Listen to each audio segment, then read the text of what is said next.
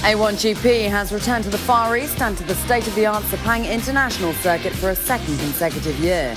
After a double win from Alex Young in Brno, expectations for the home team couldn't be higher. It's Team Malaysia that's going to take the victory. A great drive from Alex Young. But it was Switzerland's Neil Yarni who stole the show in qualifying. Amongst the chasing pack, Robbie Kerr, who's looking to go one better and seal that elusive first win for GBR. One thing is certain, the challenge this weekend will come from all directions. With 5 different nations victorious this season, A1GP is wide open. And it's Team South Africa to take their first ever win. Team Germany takes the victory. Malaysia takes the double here. Team Netherlands takes their first win of the second season of A1GP. Italy is going to win in Beijing.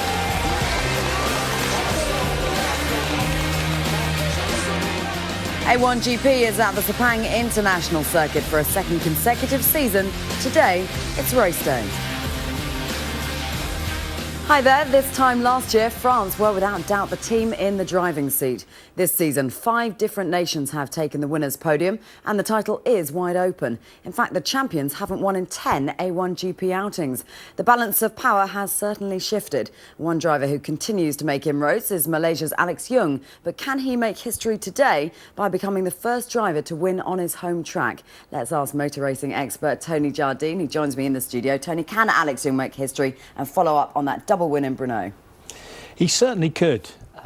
He's positioned quite well in 7th. He had a relatively problematic practice session. He preferred to wait. He thought there was a little bit of rain coming. He wanted to try and save some tyres. But I think there's a huge weight of support behind him. He's very popular in Malaysia. He's the premier driver for them. Yeah, in Czechoslovakia, he was brilliant. He just bashed Canada out the way. So let's see. Now, what about the weather? Because it could play a big part today. Monsoon-like conditions are not out of the question. It could certainly happen today. And we do know as well that the heat is oppressive today in Malaysia. How big a factor could it be? That factor is huge, very, very impressive. It's just that when I've worked there with the Grand Prix team, some of the drivers actually wear cool suits, and then the balaclavas underneath the helmet, they wear the special cooling vane balaclava, which helps keep them cool. Because genuinely, you do have to lift some drivers out of the car. If a driver is not fit today in the A1GP, they're going to find out all about it. The other thing, as you've said, the monsoon coming in, is the airport is very close there. Some clever teams might have helicopters up. They will certainly be getting weather reports all the time. And you'll see a back cloud on the other side, and within 3 minutes it's there.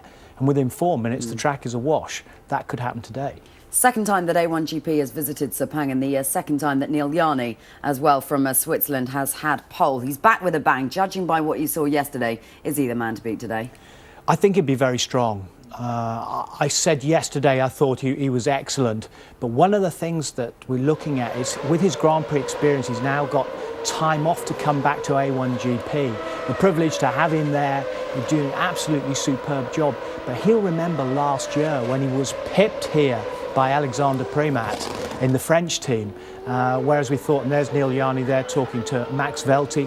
Max Velti, who's the team principal and the new seat holder of Switzerland. New team, new mechanics, very different from what Neil Yarni was used to last year. But I think he's going to be very strong. Second time A1GP has visited the Sepang International Circuit. Indicative of how things have progressed a year on. Is this the time to take stock and take a look at that?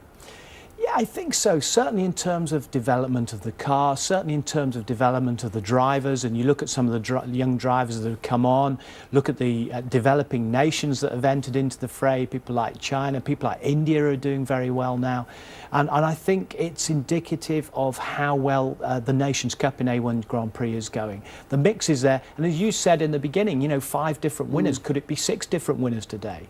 We shall see, won't we? Well, let's just take a look back at how qualifying ended yesterday and where they line up for the sprint. Switzerland on pole. So successful, Neil Yarni in A1 last year. He's come back in China and he has pole here today. And New Zealand and Johnny Reid in second. Nico Hülkenberg of Germany in third. Despite that steward's inquiry, he still takes that third spot. Great Britain in fourth. China fifth. The Netherlands in sixth. They were winners in China, of course. And with the home support, Malaysia and Alex Young.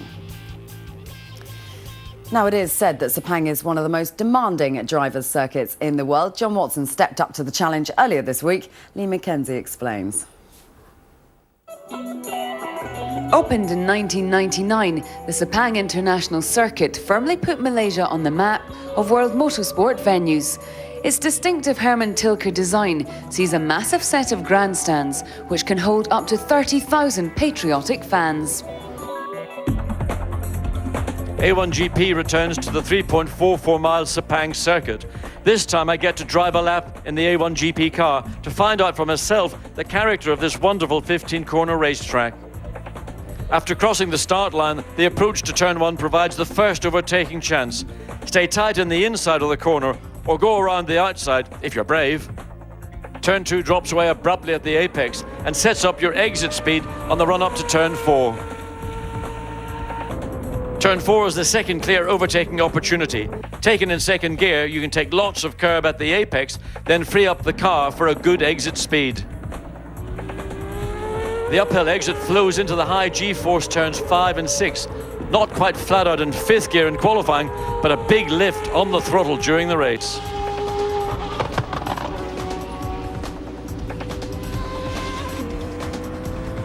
A short straight follows before the double right-hand turns 7 and 8, which should be blended into one. Then you begin the drop downhill for the hairpin turn 9. Watch out for ill-judged passes at this part of racetrack. Second, third, 4th gear, climbing to turn 10 and on to turn 11. A difficult apex to see until you're upon it. Downhill again to the most challenging part of the circuit, turns 12 and 13. And the body language of the A1GP cars will say it all. Turn 14 is the penultimate and most important corner at Sepang. Approached while still exiting turn 13, you need to look across the corner to locate its apex. Too wide and you'll miss it. Too tight and your exit speed will suffer. A top speed of 270 kilometers per hour into the final corner, turn 15. Again, looking for a late apex to ensure good exit speed. It's pedal to the metal to the finish line. Unfortunately, I don't have to drive 35 laps in Sunday's very hot feature race. On this occasion, I think John Watson would be delighted that he doesn't have to race in this particular race because it is going to be physically so demanding, isn't it, Tony?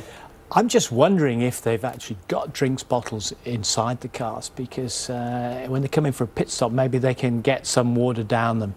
But it is very, very difficult. You've got a 3-layer fireproof suit on, you've got the balaclava on, there is no air coming into the cockpit whatsoever. When you see the in-car shots and you see how the bodywork is so enclosed, and if you can imagine the temperature is going to be doubled what it is outside the cockpit, then you've got the heat coming through and the hot engine just behind you. Well, we're very happy in the comfort of our very cool studio anyway, back in London. But never mind, the drivers should enjoy it. It is a demanding circuit that they have to contend with, demanding weather conditions, as we've been saying as well in Malaysia. We're back there next for the sprint race, an hour or so from the centre of Kuala Lumpur.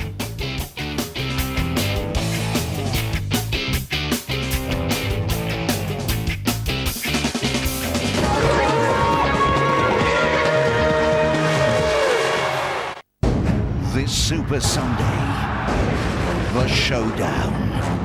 Make a note of the date. First at 1, Portsmouth travel to Newcastle. Then the showdown. Ronaldo, Drogba, winning. Lampard, Giggs, Shevchenko, Zaha. One not to be missed. Ford Super Sunday, the showdown. Sky Sports 1 and HD. To Comet this Christmas for great low prices. On your left, this Bosch full-size dishwasher for under £250. On your right is this half-price Samsung 5-megapixel digital camera for an amazing £79. And this Philips 42-inch Pixel Plus digital LCD TV for £1199. Comet, we live electricals. World-class German engineering. Braun 360 Complete, the world's first electric shaver with a unique power comb to capture flat-lying hairs that could get left behind. For Braun's most thorough and comfortable shave ever. It even cleans and renews itself. Brawn, precision, control, perfection.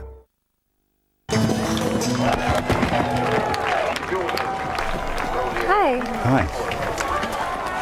Of course, I used to be pretty good at this. Really? Yep. Gymkhanas and that. Well, you want to have a go?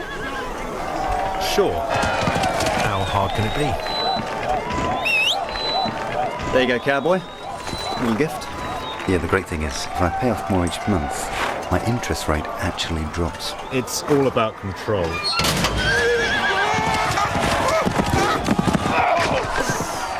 It's all about control. I'll drive, shall I? Take control with FlexiRate from Barclaycard. Good to catch up with the lads last night. Need my Nivea for Men Q10 though. There.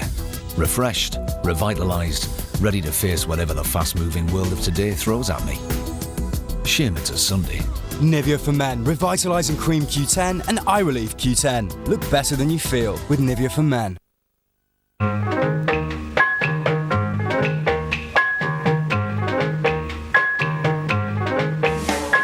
look at him, baby. I'm gonna lay back down. Now look at him, baby. I'm gonna lay back down. Well, the blues ain't nothing but worry all on your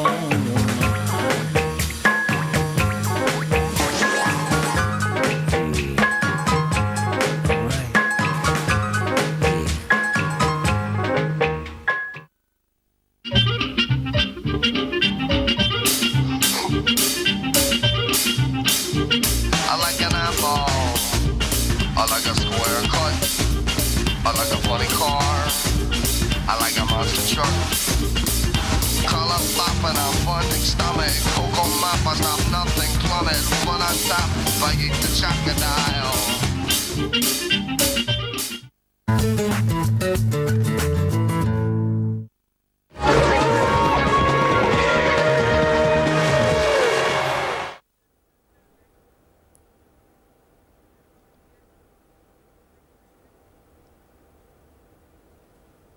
That's a bang international circuit, the venue for A1GP this weekend. Let's take you trackside to those difficult conditions for many drivers. Your commentary team for the sprint, John Watson and Ben Edwards.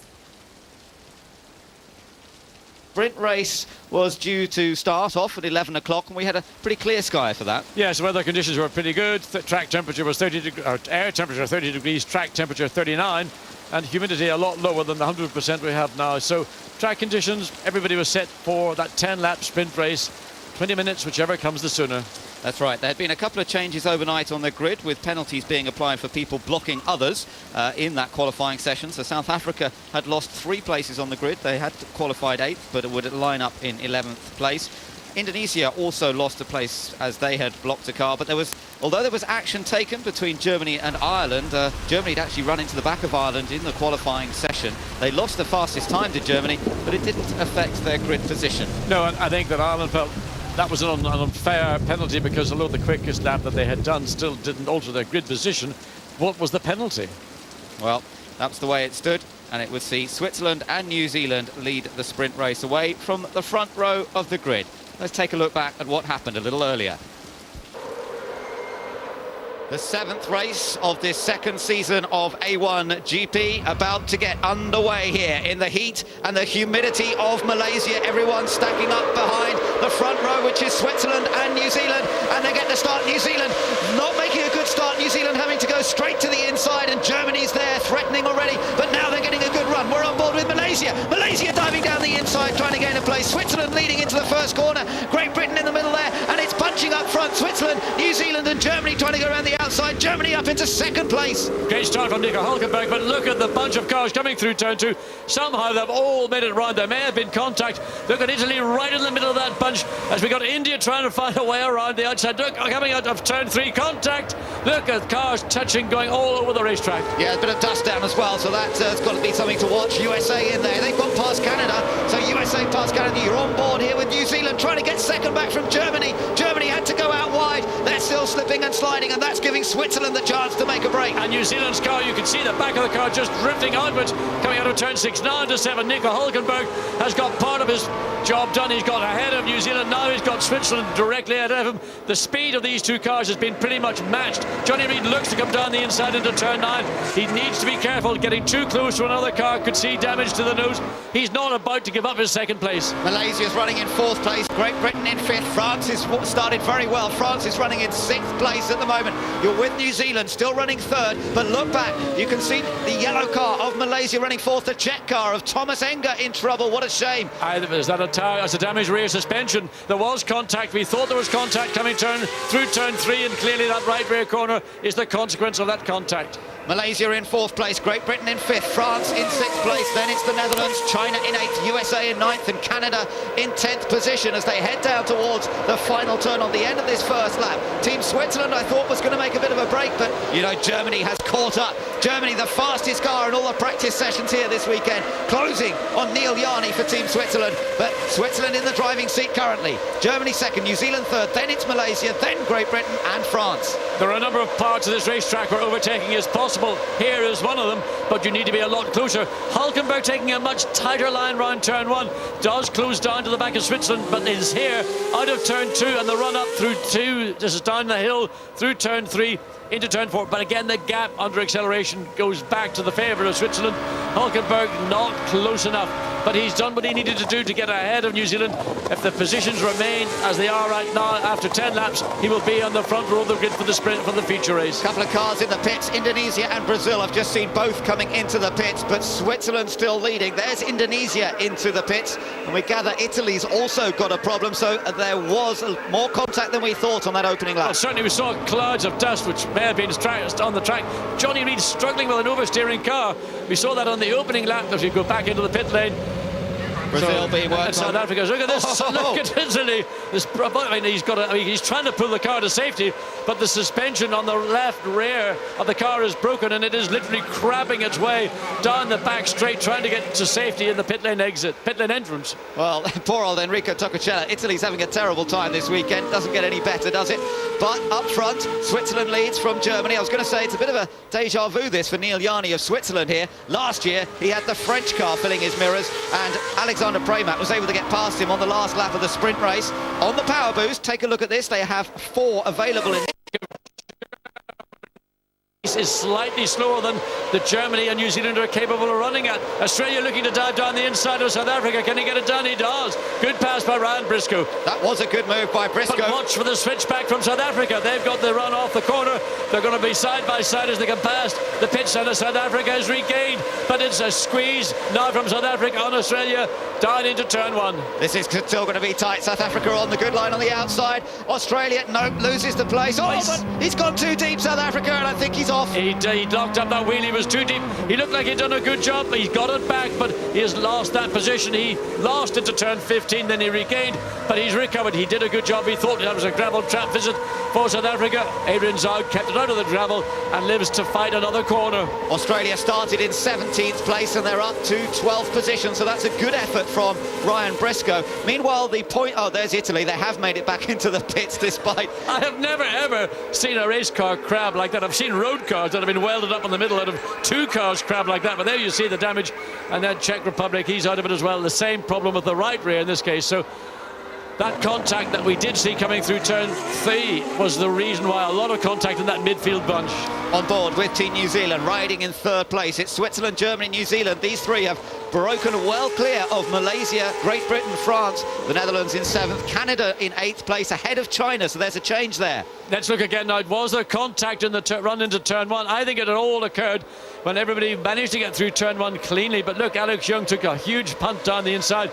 Contact with Germany and New Zealand, in fact. We didn't see that on the initial lap, but it'll be here in turn 2 where the bunch gets really, virtually everybody in the midfield was bumping off each other, but it was now, as you drop downhill through the double left, double right, turn 3, where all that contact would have occurred. Yeah, and I think Italy, the Czech Republic and Brazil were all sandwiched together there. I think it was just a bit of bumping and boring, just no space left. Unfortunately, it's claimed several victims. So Switzerland leading with 7 laps to go in the sprint race. Germany still very close behind.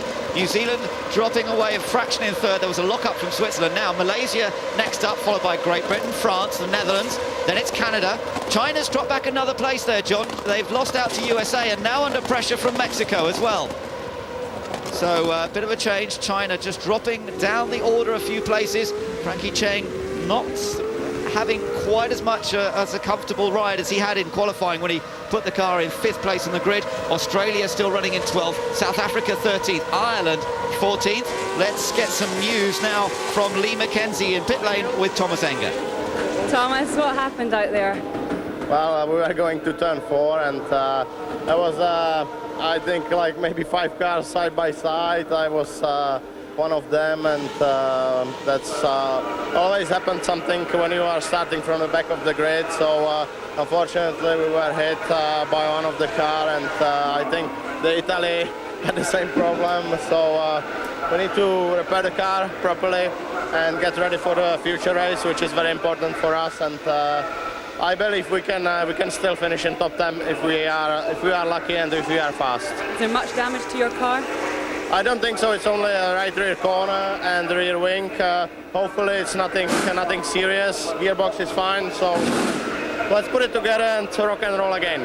Thomas, thank you. Looking at Team Netherlands now, he's running in 7th place. Canada still close in behind, driven by Sean McIntosh this weekend. Or in fact, just looking at that, yeah, still there, tucked in behind him. USA not far behind them then in 9th place, with 10th place being held by China. But remember, in this sprint race, only the top 6 score points. They will start the feature race wherever they finish this one. Oh, Ireland just sliding a bit on the brakes. India and Singapore having a great battle here. The youngster Armin Abraham up against Christian Murchison. Well, we're going to see a lot of close proximity racing. We're not necessarily seeing a lot of overtaking. The difficulty is that there's 3 clear spots on the racetrack where you can do those overtaking manoeuvres. Around the rest of the racetrack, it's a flowing racetrack, as we're seeing here. Looking down this camera shot. Switzerland still leading from Germany, and the question is, will Germany really take the big gamble and go for victory in the sprint race when a front row start here for the feature race would still be very useful? The benefit of getting a race victory here is that you get the position on the grid. You get to start on the left-hand side of the grid rather than on the right-hand side, and of course it's a standing start. So that's the incentive to get ahead, apart from winning a race. Bodywork damage to Germany. Now, we mentioned there was contact in turn 1 with the New Zealand car. Germany and New Zealand getting together once again, and you see part of the aerodynamic, as you see in Switzerland, well, one of those flaps is worked loose on Germany's car. Let's get down to the pit. Simon Hill is with Ananda Mikula of Indonesia. Ananda, very disappointing. What happened? I tried to overtake the Singapore car, and then I just overtake him, and then the car in front of me, Italy, just closed the door. But I think also he not look at the mirror, so that's it. That's like the normal incident. But it's really shame because the car is going good. I have a better race next time, Ananda. On board with Team Malaysia here, and Great Britain is not far behind. Robbie Kerr getting closer to the back of Alex Young. Yes, he is. He's begun to get into that groove, and he's closing down. And Robbie Kerr is remorseless when he has an opportunity to make a pass. He was one of the best of the overtakers. Sean McIntosh. Yes, down the inside of Netherlands. Can he get it done? Because Netherlands is going to try and go around the outside, and he's done it. So he's regained the advantage. Good move by McIntosh, but he couldn't get the momentum back up again now into the aerodynamic slipstream. Last year he clipped his nose by running too close to a car he was trying to pass. Go around the outside this time, McIntosh. No, well, he's going to... No, he can't get it done. Oh, tight racing between the Netherlands and Canada, and McIntosh really throwing everything into this battle, but Jeroen Bleekemolen driving cleverly, just positioning the car very, very well, and making it very difficult for Canada to find enough space to get past. Frustration building up perhaps for Team Canada, but he can't let it get to him. Here's a chance perhaps into turn 4. It is a potential overtaking opportunity, but you've got to be totally alongside. Yeah, before you get on the brakes, you've got to be alongside, because the car that you're trying to pass, it'll pull across the front of you. So in that particular corner, it is a necessity to be side by side. Switzerland still leading this race. The fastest lap has gone to New Zealand so far, who are running in 3rd position, remember. But New Zealand with the fastest lap at this early-ish stage. We're halfway through the sprint race now. We're watching the battle that's going on for 7th place. Netherlands in 7th, followed by Canada, then USA. And USA closing up to the back of the group, back with the leaders once again, the black car of New Zealand, as I mentioned, looking for its first podium finish in 27 A1GP races. Well, if he stays where he is, he's on target, and he's also got the fastest lap here. And also he will get 4 valuable points And that's what it's all about. Now everything is sort of consolidated. I think Germany's accepted that they're not going to win this race. They're prepared to take that front row grid position for second place. And I think that Johnny Reid for New Zealand is, well, look at that, he's still trying hard because he got the car a little bit out of shape coming into the turn 15. And really all the way through the field now with 5 laps to go, but it'll be 4 when they come across the line. It is now more about consolidation. Don't try and do something crazy unless there's a clear overtaking manoeuvre which you can execute and move on from. Yeah, it's probably not worth taking the big gamble at this stage. You want to be well on the grid for the feature race, which pays more points. You get 10 points for the win in the feature race as opposed to 6 points for the win here in the sprint race. Riding on board with Australia, Ryan Briscoe's already made progress in this race. He's currently running in 12th, but he's up behind the leading nation of A1GP. That's Mexico. Not likely to score in this race, that's for sure, and still looking to try and move their position to improve on their grid position for the feature race. But with Germany running second, Germany are going to go to the head of the points table. If everything stays as it is right now, Germany will reclaim the top spot. Mexico failing to score. Great Britain will also perhaps move up close to the back of Mexico, although they won't be able to quite get past. Well, here we have a battle going on with the nations from the Far East, with Singapore chasing down India. Ahmad Ibrahim I think he's just turned 17 now, hasn't he? He is 17 now. He was only 16 when he beat.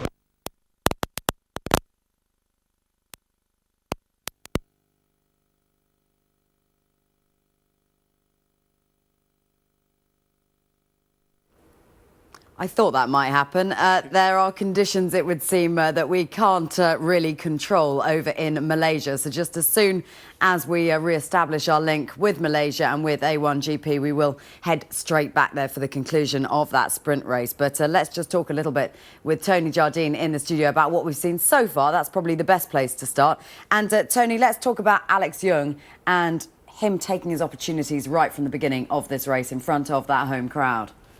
For me, he made the best start. He came down the inside from 7th grid position that he had, and we talked about him having problems yesterday in practice and what he was going to do to try and change the car overnight, and he was going to check exactly what setup they were going to use. But he seems to be quite an inspired man here. But it's a rolling start for the sprint race, and it tends to get them all concertinaed up. On this track, which is great for overtaking, it's so wide and everything, it looks like everybody was really going for it. But in particular, I thought it was really well off the line by Hulkenberg, really well off the line if we look here from Neil Gianni down the inside. And then New Zealand slightly lost out, but what you're looking for is Team Malaysia and Alex Young coming down the inside. Here he is in the yellow car, and you're in car with him now. Look at him diving down the inside of Holland as well. He got up to about 6th place there, he got inside China. But we think there in turn 1 that there was some contact between New Zealand and Germany, and Hulkenberg made his normal aggressive start, and we think there was a touch. You can just see India going past as well there. Now, you see the smoke rising there. This is the incident that we were watching before with all the cars abreast. Italy was involved, Czechoslovakia was involved. I think the Indian car was involved in that as well. And it seems that Brazil sustained some damage also because they came into the pits. There's been running repairs going on. And I think in that interview with Thomas Enger, we were seeing that they're trying to effect repairs so they can get the car ready for the feature race. But there was certainly a lot of action. At one point, like we said, Germany and New Zealand managing to have contact with one another. What do you expect the atmosphere to be like in the Supernova racing team? Because they are effectively teammates, aren't they? They are, and we had this problem in Czechoslovakia at the start of the sprint race, and the pair of them were on the front row, and off they went. And according to the different views of different folks, especially the different views of the different drivers, Johnny Reid moved across a little bit on Nico Hulkenberg, and he ended up spearing off into the barriers at an alarming rate, well over 160 miles per hour. The strength of the chassis, the deformable structures saved him. But of course, there were big discussions after that particular race, and they said, well, it wouldn't happen again. And if you remember, David Sears the day before had said, They're not going to trip over each other. They race in the same team. You know, this is Sears Motorsport. We look after things here. And it seems that it could have happened again. How much damage there is to the German car or how much damage there is to the New Zealand car, we've yet to find out. But I would expect David Sears to be sitting down with the drivers after this, before the feature race, and saying, look, calm down yet again. What about the width of the track? Because we were so looking forward to seeing how this can be used to its maximum opportunities, because it really can be at sometimes, can't it, 4 abreast. So Netherlands and Canada, just 2 of those teams to demonstrate how it can be used. Yeah, and there are different lines into the corners as well, but this is a great, because you've got Bleekemolen here in the orange car, the Netherlands car, and then you've got Sean McIntosh, who's making a return for Team Canada. And this just shows, look at that, you can get about 10 abreast down there. And Canada thinks he's got the line, but Jerome Bleekemolen gets back down the inside through to turn 1, and then you drop down and look at this very difficult apex with those big high curbs on the inside. And they're both together again. Canada just getting a little bit of a wobbly on, but this is producing this fabulous racing. And because the cars don't have so much aerodynamics as Formula One cars have when they race here, the cars can get much closer. And you could see McIntosh could actually tuck the nose of his car right underneath the rear wing of the Dutch car and attempt to get a pass. So it's exciting. Do you want to see a little bit more from Canada in this series? Because they've led most of the races in A1GP, and we're still waiting, aren't we, for them to really make a great impact. We are, unfortunately, and with Hinchcliffe, who's been driving before McIntosh here, he's a very young driver, but he's probably one of the best prospects that Canada have had. So they really need to convert more into results, even though, you know, they've had a couple of podiums as well. They should be right up there. As you rightly said, they've led something like 55 laps of A1GP so far. It's very hot in Malaysia, but it's also very wet. The rain is coming down, as you can see, downpours over there. And that's the reason, I suppose, as to why we can't show you at the moment the conclusion of that sprint race. But when we come back, we hope we can.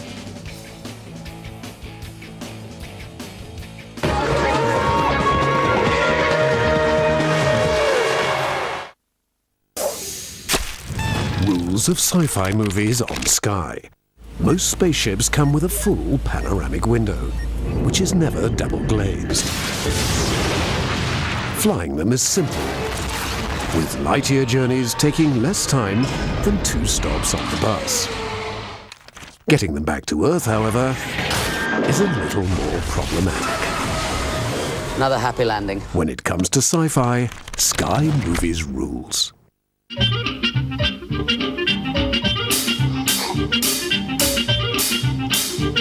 I like an apple. I like a square cut. I like a funny car. I like a monster truck. Color pop and a funding stomach. Cocoa map, I stop nothing plummet. One on top, I eat the crocodile.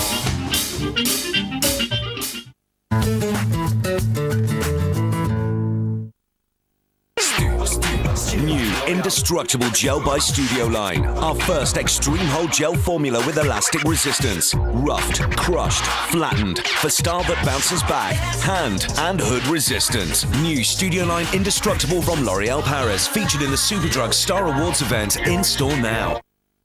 Did I hear that right?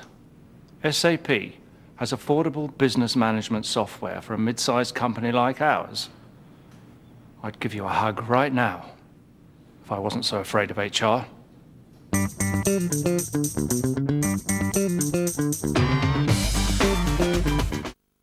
I'm stuck in my car with a headache which feels like this when I try to move my head and just keeps thumping away like this. But I've taken Nurofen, which speeds straight to the source of pain, so I feel like my headache's washing away like this. And for faster pain relief, try Nurofen liquid capsules.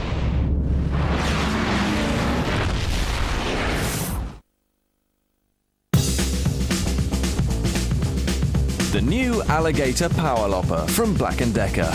Works just like a manual lopper, but with the power of a chainsaw.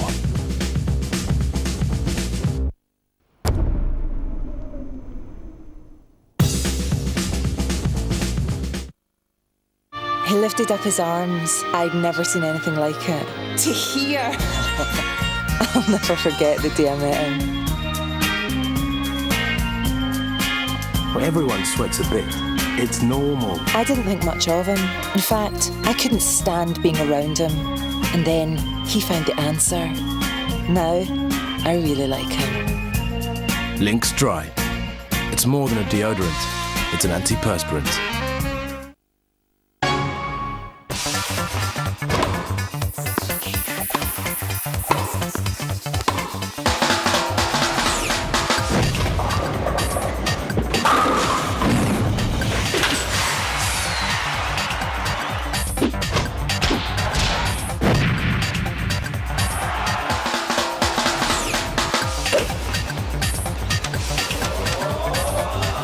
Wii Sports, only on Wii.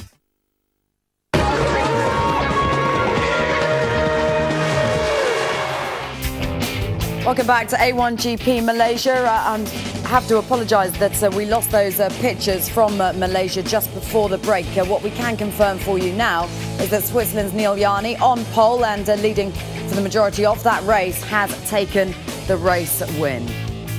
Just give you a confirmation then of the sprint race result. In the end, it finished like this. Germany and Nico Hulkenberg in second spot. New Zealand with Johnny Reid in the driving seat finished in third. Malaysia, the home hope this weekend, and Alex Young in fourth, up from seventh incidentally. Great Britain dropping a place with Robbie Kerr. They ended in fifth. France, the champions, Nicolas Lapierre in sixth. Netherlands, your own Bleek Molen, who was prolific in China, in seventh. Canada with Sean McIntosh in driving seat in eighth. USA ninth, and China with Frankie Cheng in 10th spot. So that was the sprint. The feature race is still to come from Sepang. Let's get the very latest ahead of it with Lee McKenzie. Thanks very much. Hello and welcome to a roasting hot Malaysia. It's even hotter since you last joined me here. We have had the sprint race though. The man who came past the checkered flag first is Team Switzerland's Neil Yarni. Neil, the heat is practically unbearable and the race is much longer this afternoon. Yeah, this morning was really tough. It was really hot. And this year I only arrived on Thursday from Switzerland and we had at that time just 0 degrees, so quite big difference for me. So this afternoon will be really tough. This is really the first time you've been back in the car proper, if we discount Beijing, since last season. Has it changed at all? How are you feeling? We have a totally new team, first of all. I mean, new mechanics, new engineer, but the team works very well already now, as it looks like. And the car feels the same, more or less.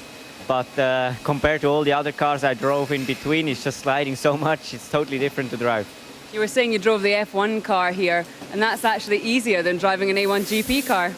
I do think so, because there you don't have to slide. It's just to stay like on a rail and try to be quick. Here you have to slide around, you have to turn a lot more on the wheel. It's a lot tougher on your arms, and with this heat that gets quite physic. This afternoon it probably will all come down to pit stops. It usually does in the feature race. How do you think your team will stand up? Because I know that last year when you were in pole position there was a bit of an issue there. Yeah, last year we lost the feature race on the pit stop here, and I hope that today the pit stop just works, or we can put it the other way around. I hope that I have such a lead that our pit stop can be bad and I'm still in the lead. Neil, thanks very much. Have a great race. You can see there's plenty of action here on the track in Malaysia. It has been a busy weekend. It's been a very hot weekend. I hope you enjoy the rest of the show. Plenty of action on the track, plenty of action off it, largely thanks to the weather in Malaysia. Let's get the thoughts of Tony, though, to that victory for Neil Yarni. An impressive drive from him in the sprint, but an impressive weekend for him too. I think the important thing for him there is that they have beaten France, that they've beaten Germany, because it was the French that nicked it off them this time last year when they were in the feature race, and that was Alexander Premat. And interestingly, both those teams then were run by the same team, and now Switzerland is run by the Max Velti team. It's a different team. So this for them is a breakthrough, because they've not been doing that well. Yarni didn't get much qualifying or practice in Beijing because of all the problems that they had, and he was literally nowhere.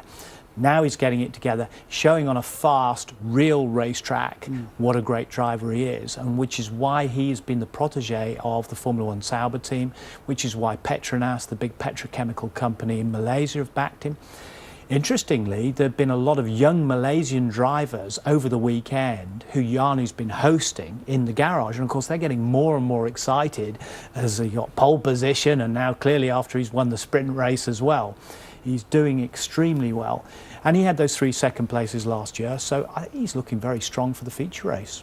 On the face of it, it looks like pretty hard work in an A1GP car, but it's not all hard work. Earlier on this week, the drivers were able to sample a little of downtown life in Kuala Lumpur. An icon of Kuala Lumpur, the Petronas Towers are one of the tallest buildings in the world. And this season, Team Malaysia's Alex Young has also been reaching new heights. Our success, winning 3 races, has definitely got a lot of people interested in it now, and which is great, you know. With the interest comes added pressure, but that's good. We're more than capable of handling it, and I think we'll have a good weekend this weekend. And whilst some were reaching dizzy heights, others were simply getting dizzy. But if anyone can handle the twists and turns, then the A1GP drivers should have no problem. The G-force felt in the neck and body whilst driving at speeds of up to 260 kilometres an hour is much more intense. The G-force isn't quite the same as a car, but lots and lots of fun. Upside down G-force more than anything. It's actually fairly similar kind of feeling when you're upside down in a roller coaster and the car, but I think I prefer being upside down in a roller coaster than the actual car now. Well, the main difference is we can't steer, of course, but yeah, it's totally different. It's a totally different thing, but it's a good experience actually, because you feel you have the same forces on your neck and everything. Only, yeah, this time you can't control it, but still, it's really nice. I don't like things I can't control, so I'm not going anymore. And it was a good experience, but that's it. That's enough. I don't like things which I cannot control. That's it. And going on a roller coaster also has an effect on the heart rate. We put a monitor on German driver Nico Hülkenberg.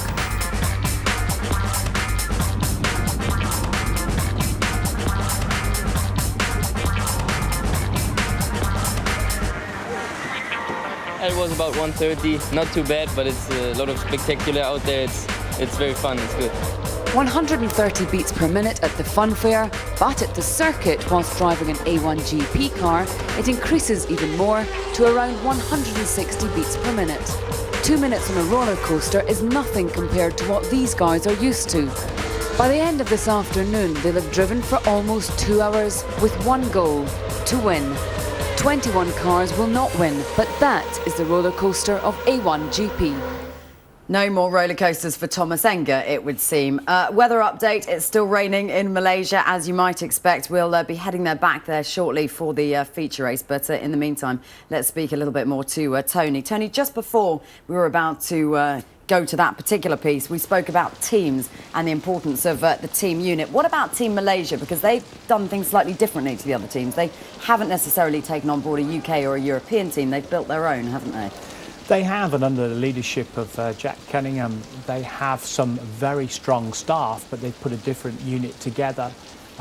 They've got a guy called Julian Randalls, who I used to work with in Grand Prix racing, who's a sports car expert. Tremendous experience running throughout the ranks there. And just looking at pictures there from the grid and the feature race, and you could just see that water we've been talking about. They only get 2 sets of wet weather tyres. This is going to be a big, big test, not just for them to get to the end of this, but they're going to need all their skills to get through with this. Oh, I certainly hope so. I was just saying before, wet's a bit of an understatement, but literally in the last 30 seconds it has eased slightly, and as we know here in Malaysia, it's only a matter of minutes and this track can dry and the clouds can go away and it just alters the whole deal completely. But over on my right is Sean McIntosh from Team Canada. He's just completed a warm-up lap. Let's hear what he's got to say about it. Sean, you just went out there and did a warm-up lap or two. What's it like? I mean, I couldn't go above second gear. The minute you try to the car would aquaplane. So, no, I don't think they can start a race unless it stops raining. The problem with this track is the ground is very, very hard indeed. And when we get a lot of rain like this, it just pours across the circuit in rivers, and you just lose traction. Yeah, I went into the last corner and there's a puddle a few inches deep and just hit it, and a bit of tidal wave coming into the car. So, no, I mean, it's going to be difficult conditions whenever we start this race. Yeah, well, best of luck anyway to you. Right, thank you. Ben, back to you. Thanks very much, Alan. It is obviously going to be pretty demanding out there for the guys. If they do go out, there's surely going to be a delay. We're actually not due to see the race start for another 15 minutes, so we've got a little bit of time. Looking from our commentary booth, it's certainly not as dark looking from where the weather came originally as it was earlier on. No, in fact, all around the circuit, that cloud has really lifted, and we can now see what we couldn't see about 10 minutes ago. And of course, the rain that's falling, it's still falling, but it's a much more of a shower rather than a monsoon. But as Sean McIntosh was saying to Alan Jones, there's so much water out on the racetrack, it does actually drain extremely quickly. And of course, with the high ambient temperature, that will also assist in the track drying out. As we see there, corner workers trying to brush away. It's not just the rain gets washed onto the track, it's all the debris at the side of the track that gets washed. It's literally, I mean, this is a sort of a mini tsunami we've seen here at different parts of the racetrack. And I mean, we could see from where we were sitting in the commentary position the exit of turn 5 into turn 6, and that was a particularly difficult part of the racetrack. But even coming out of turn 2 and the drop down through turn 3, that double right-hand corner, again, water running across the racetrack, and of course racing cars don't mind going through water at 90 degrees to it, but they don't like doing it on an angle, because then the balance of the car and the grip can be totally lost. So it's going to be a tough task once they get out there, but let's wait and see. Maybe a bit of a delay for the start of this race. Let's go back down to the pit lane now, and I think Alan has caught up with the local hero, Alex Young. Yeah, thanks, Ben. Well, Alex, a lot of pressure on you, home circuit, big crowd every time you come around. They all jump up and cheer and carry on. Feeling the pressure? Yeah, but no, just love it, you know. I mean, there's so much attention on us. They've been so supportive, the fans here, and it's been great. Now, you've obviously done many, many laps of this circuit, and in the dry it probably doesn't matter a great deal, but in the wet, local knowledge will be a bit of an advantage. I hope so. I don't really think so, though. This circuit just dries out so quickly, and the way the weather is going right now, it's impossible to predict. It may stop, it might start again, so I just have to think on our feet.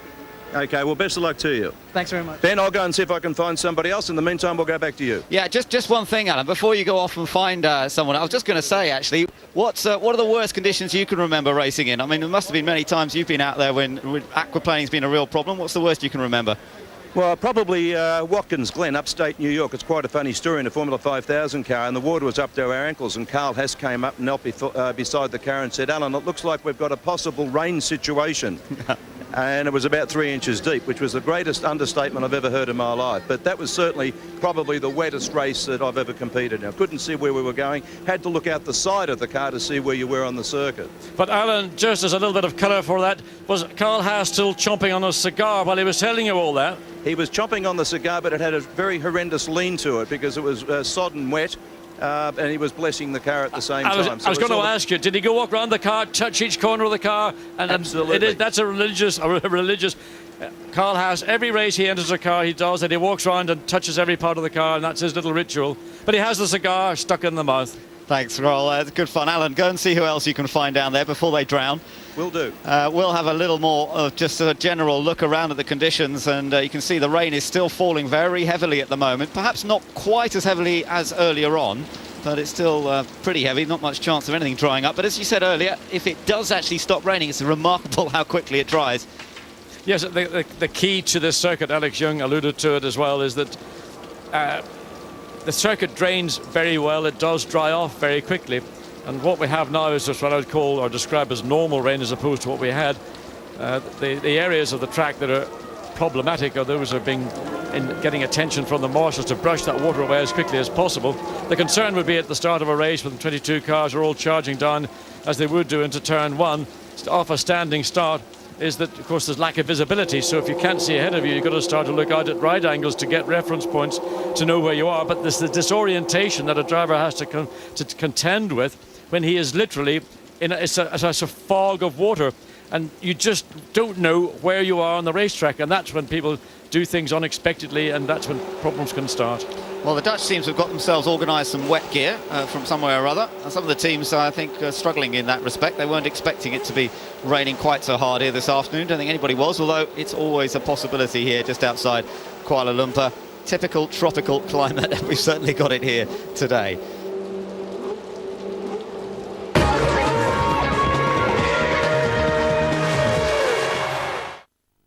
December on Sky Sports. European Tour Golf from South Africa and the Target World Challenge. Plus the WGC World Cup live from Barbados. That's rounds 3 and 4 from the Heineken Cup. Darts World Championship. And 2 top-class middleweight clashes, Wright Quarte and Taylor Uma. Live cricket, South Africa, India and New Zealand, Sri Lanka. Plus all the sledging down under in the Ashes. A fantastic flurry of action as always on Sky Sports. New indestructible gel by Studio Line. Our first extreme hold gel formula with elastic resistance. Roughed, crushed, flattened. For style that bounces back. Hand and hood resistant. New Studio Line indestructible from L'Oreal Paris. Featured in the Superdrug Star Awards event. In store now. Aspiring to deliver new inventions. Striving for the ultimate in precision. Realizing advanced technologies. Seeking perfect quality. Aiming for the top. With Hyundai's 5-year warranty across the range. Hyundai. Crackers, check. Turkey, check. Office supplies, no! This Christmas I need somewhere that's got everything all in one place. Plus, some surprising gifts and great savings too. From sat-nav and printers to inkjet cartridges and office chairs. Even computers, like this Fujitsu Siemens laptop with a 120-gig hard drive, Intel Centrino Duo Mobile technology and Microsoft Media Center software for just $599. Well, you didn't think I brought it from Lapland, did you?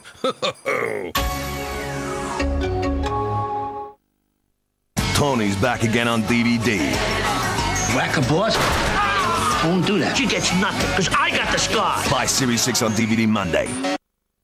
Big Nothing is hilariously funny. Is that true? Kinda.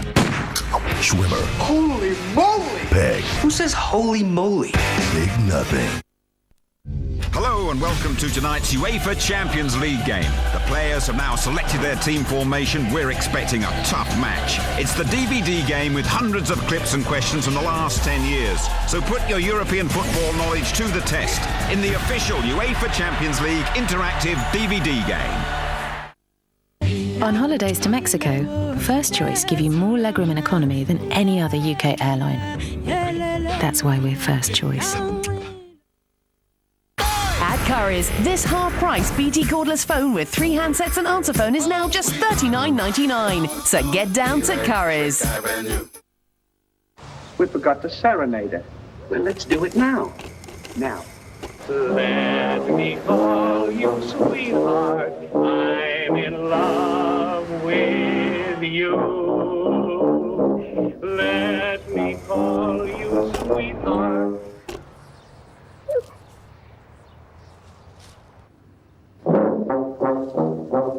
Let me call you sweetheart. This Christmas, Orange has broadband and mobile offers that help you stay close all year round. Togetherness. Keep it going.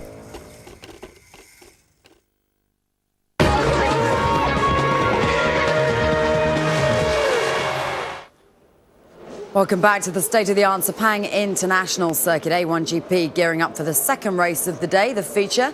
Neil Yarni, pictured in your screen at the moment, just stepping into his A1GP car, and he starts in pole. Alex Young of Malaysia, the home hope. Conditions for drivers best described as wet. OK, let's get you back to the track and join John Watson and Ben Edwards, who'll take you through the commentary.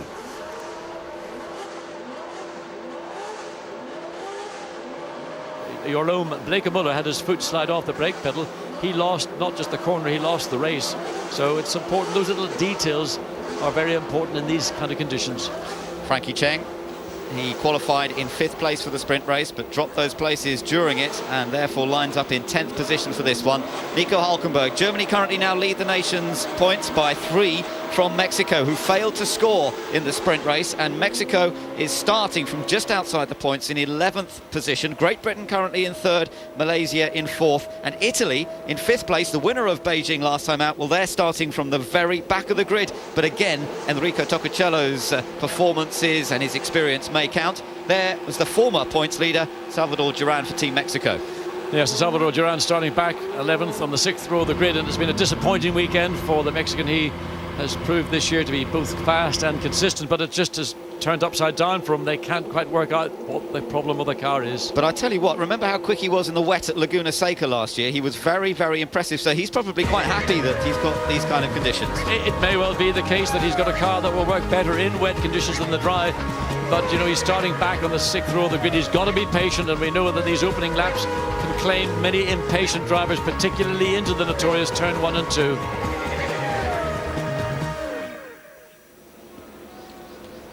So we're getting all set for the start of the feature race here in Malaysia in conditions that have changed absolutely and completely from what they've been running in throughout the weekend so far. It's been raining very hard, but it looks as though we're still counting. We've got a confirmation actually that the start has been delayed for 10 minutes. It's just come up on our timing screens, a 10-minute delay on the start. That doesn't surprise us at all, and it wouldn't surprise us either if when we do get going it might start initially under safety car, just so that everybody can get an idea. There's confirmation as the signal is given for the start to be delayed here by 10 minutes. Well, the car's on the grid, and it's Team Switzerland that will lead them away from pole position, as they did in the sprint race. But remember, it's going to be a standing start for Switzerland. Germany then will be starting from 2nd position on the grid. New Zealand 3rd and Malaysia 4th. Home nation could be in good shape here with his experience.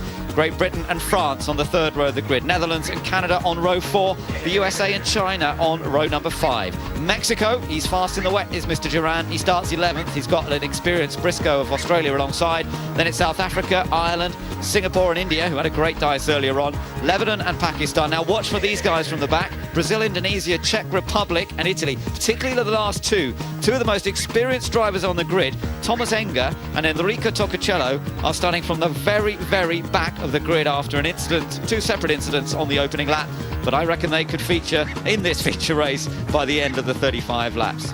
Well, that's for sure. Thomas Enger, he did say in that feature when we took them to the fun fair downtown Kuala Lumpur that he likes to do things that he is in control of. Well, he's got little option here because the control will be totally in his hands. And starting at the back of the grid in these conditions, believe me, is not the worst place to start. I think the worst place to start will be right on the heart of the grid, and that's between rows 5 and rows 9, because that's where everybody will bunch together. That's where the visibility is probably going to be at its worst. If you're at the back of the grid, you've got the option to literally just to drop back and let all the action take place, and then thread your way carefully through whatever is remaining, and you can be made look very clever indeed.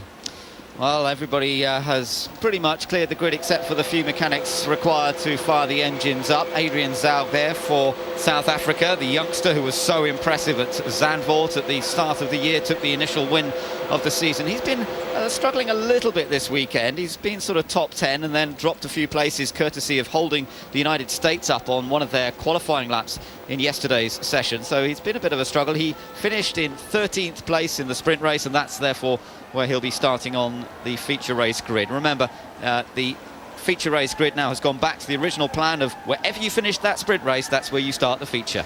Yes, and it's slightly surprising with South Africa because in that original, the first part of the 2-part rookie session on Friday morning, it was he and Germany, that's South Africa, Adrian Zaug and Germany, that were the class of the field. But they didn't seem to make any further progress from that point, and it's a great shame because Adrian Zaug blinded us all with that outstanding drive in Holland. Well, I don't know what make they are, but they're pretty wet as well. To local wildlife. And everybody, yes, trying to get their hair in order, whether they're local wildlife or not, after the rain here that has been falling for the last, what is it, about 40 minutes or so that it's been so wet. We didn't see any rain till just after 2 o'clock local time. We're now coming up to the original time the race should have started, but it has now been delayed for some 10 minutes. Looking down at Team USA there, Phil Giebler. Again, he was pretty fast in terms of an individual lap time in the sprint race earlier on, but finished in 9th position. just watching from the commentary booth, we see various officials' cars going around the racetrack, and although this is a very modern facility, there are parts of the racetrack where there are changes of surface. That again is an issue that drivers have to be aware of. I hope they've noted it when they were doing their practicing and qualifying, and with one part of the racetrack giving up grip, another part may have a lot less, so you've got to be prepared and anticipate a change of grip. It can be quite dramatic, particularly when there's a lot of water on a racetrack. There's Michael Devaney. I'm sure he's done a few wet races in his time. He was very successful in German F3 a couple of years ago, runner-up in the championship. And in A1, of course, we had various wet events in the first season. In fact, we seemed to have a bit of rain at every event. It didn't always affect the races in the first season of A1. Hasn't been quite the same case in this second season, but this is about as wet as we've seen it. Well, we're coming to a tropical climate, and we're coming in November, and November is the monsoon season. So when you come to these parts of the world at this time of year, that's what you have to expect. We were lucky with most of the running on Friday and Saturday not to have any substantial rain, but it sort of made up for it in bunches here this afternoon, and the racetrack is saturated, and nature still happy to parade itself in various parts of the track. But there's still a great atmosphere, isn't there, from the fans, as we saw earlier. They're always smiling, always enjoying themselves, and even those who aren't in the grandstand still trying to find a bit of cover. Once the rain stops falling, everyone cheers up, and the track will actually dry out remarkably quickly. Still got a fair bit of cloud around, but again, it is brightening up. Yes, and I think, in fact, from where we can see down into the pit lane, there are some puddles, but there's no signs of rain falling in them. So I think we can say fairly that the rain has stopped, certainly in pit lane. And now it's just a question of judgment from the race director as to at what point this race does get underway. Will it start under a safety car, or will it be a standing start as per regulation? Question for you, John. I mean, last year we saw a wet race, Laguna Seca in particular. I remember being that particularly wet. But a lot of young drivers have come into A1 this year. People like Nico Hulkenberg, Adrian Zhao, from classes lower down. They've now got to deal with a car with 520 horsepower, big, fat, wet tyres. Are we going to see a few people making some mistakes out there in these conditions? I think it's inevitable. The mistake will probably come more in the early laps due to the fact that the visibility is going to be so poor, and really just understanding where you are on the racetrack will be the biggest problem. But also to remember that if you're uncertain, don't just drive blindly, just back off, because that's the safest thing you can do. The danger, of course, in that midfield part of the grid is that somebody behind you is steaming up on full throttle. So do everything progressively and gradually. Don't do anything erratic or very unexpectedly to catch somebody who is not prepared for that type of movement to get into trouble with you. Now, Ryan Briscoe made use of the wet conditions at Zandvoort very effectively. Remember, he had a podium finish for Team Australia, and Australia currently 9th in the points, so I think he'll be another one that'll be quite happy that it's raining. Yes, in wet weather conditions, you're not putting the load into the car, and a number of the nations here have struggled to get a car balanced, to get the kind of car that they think they need to get. Wet weather has a different effect because you're not loading the car up in the same way, and you will rely, as long as it remains wet, on the tyre to do a lot of the grip for you. So therefore it might work to those that have had a less successful qualifying than those at the very front, such as Switzerland and Germany. But the clear advantage does initially lie with those nations, because they will have clear track ahead of them, and I would expect Neil Yarney and Nico Hulkenberg to make every opportunity available to them to try and open up a gap as quickly as possible. We had a quick glimpse of the French car. I would think that Nicolas Lapierre is going to be in very good form, because he actually was one of the quick ones at Laguna Seca last year. He was very unlucky not to win one of those races. They had a problem with the car. So Lapierre starts from 6th for France. We looked at South Africa there. And here's Nur Ali. Oh, he looks happy enough, doesn't he? Jolly. Yes, we know it's raining, Nur. There's not a lot you can do about it. But also, he's happy because he's actually starting on the 9th row of the grid. And he'll be very pleased indeed. He finished the race. And here he is sitting in a car, and he's at the tail end of that midfield pack. So Noah, don't show too much confidence, because you're going to have a real test of your courage, your skill on the run down into turn 1. Christian Murchison driving for Team Singapore. We're not that far from Singapore here in Malaysia, of course, and they got their points, their first ever points in Beijing last time out. I wonder if Christian Murchison's going to be able to bring them home some more. We saw him spin on the outlap. Emerson Fittipaldi here, keeping an eye on what's going on with Team Brazil, and it's the youngster Rafael Matos driving for them. Only his second outing, and of course I don't think he'll have driven the car in the rain as yet, because we had no rain in Beijing. He did test briefly at Silverstone, but I think he was out in the dry there. Yes, I think the days testing at Silverstone, both days, certainly the days that Matos was there, was where they were good days, fine weather days in September. There's Khalil Bashir. Well, Khalil is having a real test of his return, and he also struggled. We saw in that little clip that he got caught out by the water running across the track. That was simply just aquaplaning, and once the car begins to aquaplane, there's nothing you can do about it. You just sort of hold on and hope that you end up harmlessly at the side of the track and not buried into the gravel. Ananda Mikula for Team Indonesia. He had contact with Italy, and Lee McKenzie was telling me earlier he actually went over to Enrico Toccacella to apologise that he'd run into him. These two are quite good mates. Toccacella behind him in the Italian car, and Ananda has just booked a hotel for these guys to all go and have some fun in the intervening period between this race and the next Indonesian. So Toccacella said, well, you can pay for my hotel room then, mate, as you ran into me. Hopefully they got that all sorted out. They'll be enjoying the break between the two races and staying in this part of the world. Of course, it's Ananda's home part of world anyway. There's Thomas Enger. He was similarly unlucky on the opening lap. Yes, he's very canny, is Thomas Enger. And he's just sitting there very quietly, just letting it all... We've just had confirmation that the start will be in 10 minutes behind the safety car. So we're going to get the race underway, but it will be behind safety car. I think that's a pretty sensible option. I think so indeed. I think because of the conditions on the grid, and the rain has begun to fall again, but it did stop about 5 minutes ago, but it's beginning to fall. So starting this race behind the safety car is, I believe, the smartest deal. There we see confirmation on the pull through that will start in 15 minutes. Well, in fact, it'll start in just over 10 minutes. The rain is falling even more heavily than it has done for some 30 minutes now. It had eased off. It was more of a shower, but this is getting back to monsoon proportions. And I just wonder that decision by delaying it 15 minutes and start behind the safety car, it may have to be again revised, because this rain is once again very heavy indeed. Yes, that's right. Great shame, because it's definitely eased off there and virtually stopped raining for a while, but it's coming down again. We'll just have to wait and see what they decide to do, but we're only a minute away or so from the signal being given for the drivers to start their engines, and a safety car start will at least give them an opportunity to see where the worst of the puddles are. It'll also give race control an opportunity to see just how bad the conditions are out there before they think about giving a green flag and getting the race underway. Well, if they have this race started on time, then they will probably remain behind the safety car for a number of laps, certainly until the rain ceases falling, because until that happens, then the track conditions are not going to improve. And of course, it will also provide a lot of difficulty. Even running behind a safety car single file, the amount of spray being chucked up by the wet weather Cooper tyres is going to be considerable. So those following behind are going to end up, it's going to be a very long chain of cars, because simply you won't be able to run anywhere near so close to the car ahead of you as you would do if you're in a safety car start in dry conditions.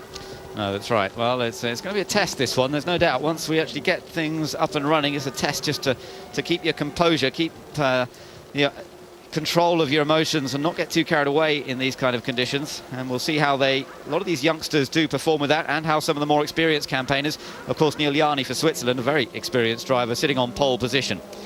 This race is scheduled for 35 laps, but I think this is going to be a race that will run to the 70-minute duration rather than the 35 laps.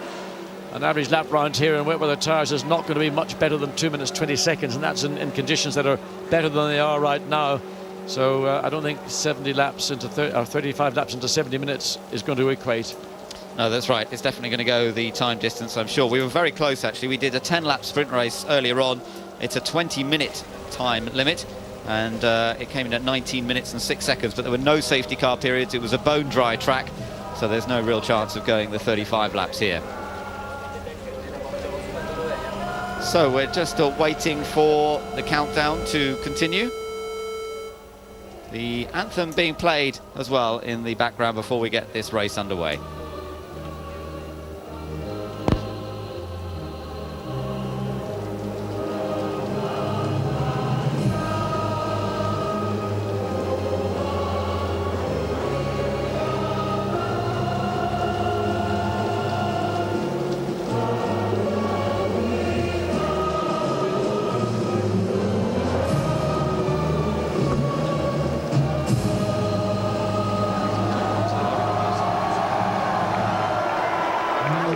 So the Malaysian national anthem playing out there, and the fans are still enthused and still looking forward to see what their man, particularly here, Alex Young, can do. He starts from fourth position. For the pride of your nations, start your engines. And the signal is given for everybody to fire up and get ready for a start behind the safety car in just a few minutes' time. I thought the minister might have had a Team Malaysia team shirt to wear rather than the blue one. Looks rather Italian to me. Well, he's being neutral, I should think, for the sake of the start of this race. Malaysia's yellow colours certainly show up well there on the grid, don't they? 4th position for them, with New Zealand alongside on the 2nd row of the grid. Malaysia managing to move up from 5th to 4th as a result of their finish earlier on in the points. Now here's a question for everybody. We should know the answer to it, but it's one I don't think has ever arisen before. What happens if the safety car, leads these cars round to the point where the pit stop window opens, which is on lap 8 and it closes on lap 20? If the safety car is still out on track, leading the cars around, will they be permitted to make a pit stop behind the safety car or not? Yeah, good question. Of course, you're not supposed to make a pit stop when the safety... Well, your mandatory pit stop shouldn't be when the safety car's out. I think you're allowed to come into the pits and do work, so you could change tyres, for example, when the safety car's there, but it doesn't count as your mandatory pit stop. So it's a very good question. It's never arisen before. Now, we've got the rules here, but I don't think that one has been... I need to sit down and look at it very closely. It's an anomaly of the weather conditions here that we hope that this would have cleared up more quickly. It had stopped raining about 10-15 minutes ago, but it's recommenced and it's still continuing to rain. But the good news is that all around the circuit again the cloud base is beginning to rise and the cloud is breaking up, so hopefully we will see the rain that continues to fall. Not only visually, you can hear it from behind the commentary booths. That will stop sooner than later.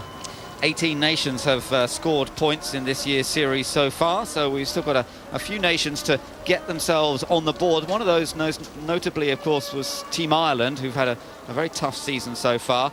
They'll be starting from 14th position on the grid here today, and Michael Devaney will have the task of trying to move up into the top 10. Remember, you can score all the way down to 10th position in the feature race. You're also looking for prize money, and interesting, if you just look at the amount of prize money that's been won this year, Germany are leading that, even though they weren't leading the points coming into this meeting. They are now because of the sprint race. They're leading it on a $410,000 having been won. Italy actually currently second on $360,000.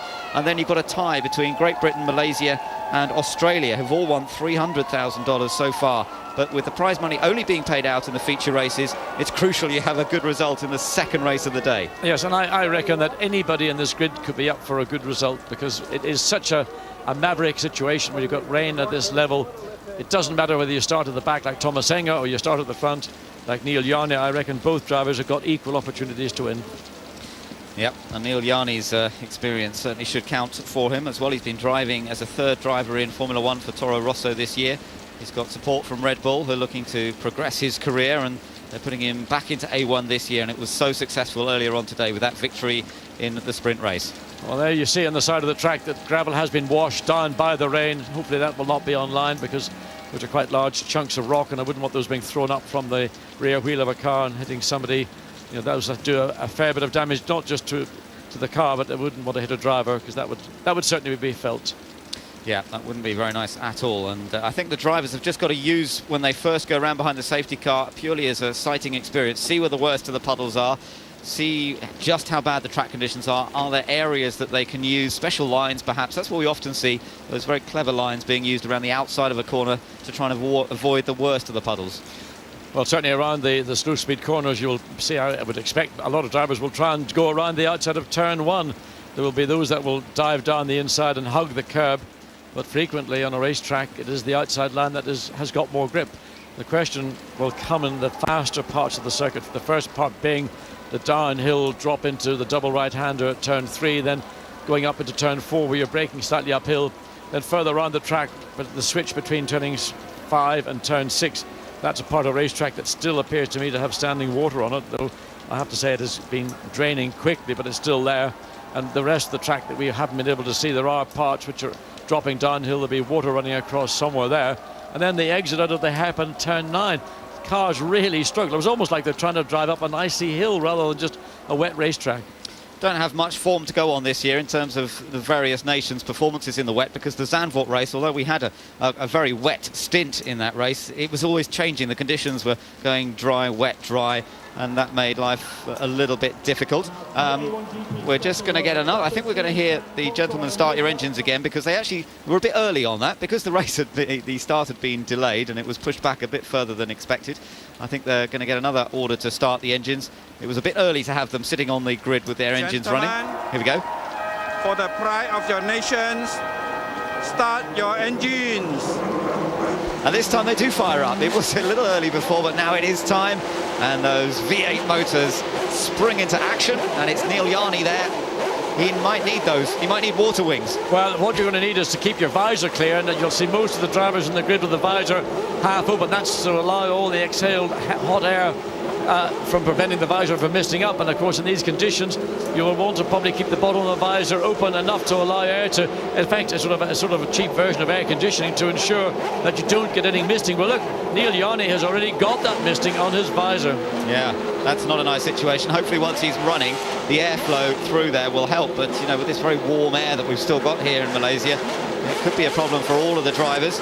Waiting for the safety car to lead them away. Then it's going to be a start and a safety car. These laps will count towards the race distance. Effectively, the race gets underway now, but no one, of course, is allowed to overtake. They must follow in order as they line up on grid.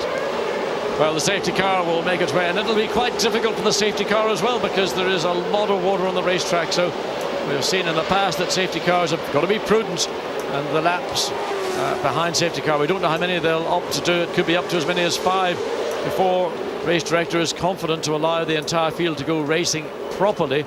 And as you say, Ben, this is going to be a sighting lap, and the parts of the racetrack that they've got to keep an eye on will be just as they come into turn 1, then the drop out of turn 2 all the way down the lowest part of the circuit. This is coming round, you see turn 1 into the turn 2. It's from here where the track drops away. It drops away much more quickly than it appears, and you can see the sheen. This is a new part of the surface. This is a different part of surface to other parts of the racetrack. So the level of grip, but there at the bottom you can almost still see where there was water running diagonally across the racetrack. That looks to have cleared relatively well. There's a good view from the back of the Canadian car with that plume of spray, even at very slow speeds, coming off under the back of the car from the rear venturi and off the rear wing. And that's the problem when you're following. Oh, look at that. Look how slow they're going, and yet still sliding around. Yeah, if you could stay on board with Alex Chung as he comes through turn 5, as he's going through now, we want to get a view of the water on the track, because it was just about in the exit of this corner. There was a massive river. I mean, look, at 40 miles an hour, you can barely see the car. There's a light on the back of all these cars, which has to be mandatorily run in wet conditions. You're within, what, 10 yards of the car, you can't even see the light. No, it's incredible, isn't it? And that really is it is a driver's eye view, isn't it, John, that we're seeing from that camera? Well, the camera lens will actually enhance the image. The driver will not have as good a view as we're getting here on screen from the camera. It just goes to show how bad it is when you're in a single-seater racing car in these kind of conditions. It is so difficult to see anything at all. Riding on board here with Johnny Reid, New Zealand briefly, and then back to Australia somewhat further into the pack, and whether Ryan Briscoe is going to be able to do anything in this race to try and close up that gap. The guys in the pits are all making their way back to their respective garages and waiting to see how long and how many laps it'll be behind the safety car before this race truly gets underway. This is the area out of turn 9 on up to turn 10 where drivers, when they're out laps, really struggle to get traction. Again, you can see now the racetrack is very wet, but it's not the state it was in some 30 minutes ago when it was literally a river running down against the flow of traffic. But there are little patches still, the little rivulets running across as they come into turn 11, then the drop downhill into the very quick switch left to right through turns 11, 12. This is going to turn 12 with the Netherlands team. Again, visibility will be a major issue, and this is a tough corner, particularly the first part of turn 12. So down towards the latter part of the lap, Robbie Kerr driving for Great Britain. There's Nicolas Lapierre driving for Team France, two of the more experienced competitors. I think they'll be relishing the opportunity to be released from behind the safety car despite these difficult conditions, because they'll hope that their experience will help them move up the order. But there are some quick guys all the way through this field. It really is. There's a lot of strength in depth now in A1GP. There is Team China. Frankie Cheng's done enough racing in the United Kingdom in the last 3 years to have experienced plenty of wet conditions. But it's a little bit of a different order in a big, powerful car like this, and when you've got some standing water as we have. There's the exit of the final corner. Some puddles there, definitely. But the safety car remains on circuit. One of the things drivers are trying to do, you see Nico Hulkenberg and also Neil Yarney, as they make their way down, start, finish straight to compete the first racing lap. This is a racing lap behind the safety car, is to try and generate some heat in the wet weather tyre. And that's a part of what make wet weather tyres so effective. they need to get heat. They're a much softer rubber compound than that of the regular dry weather slick tyre. So if you can get heat into those tyres, you'll get a bunch more grip.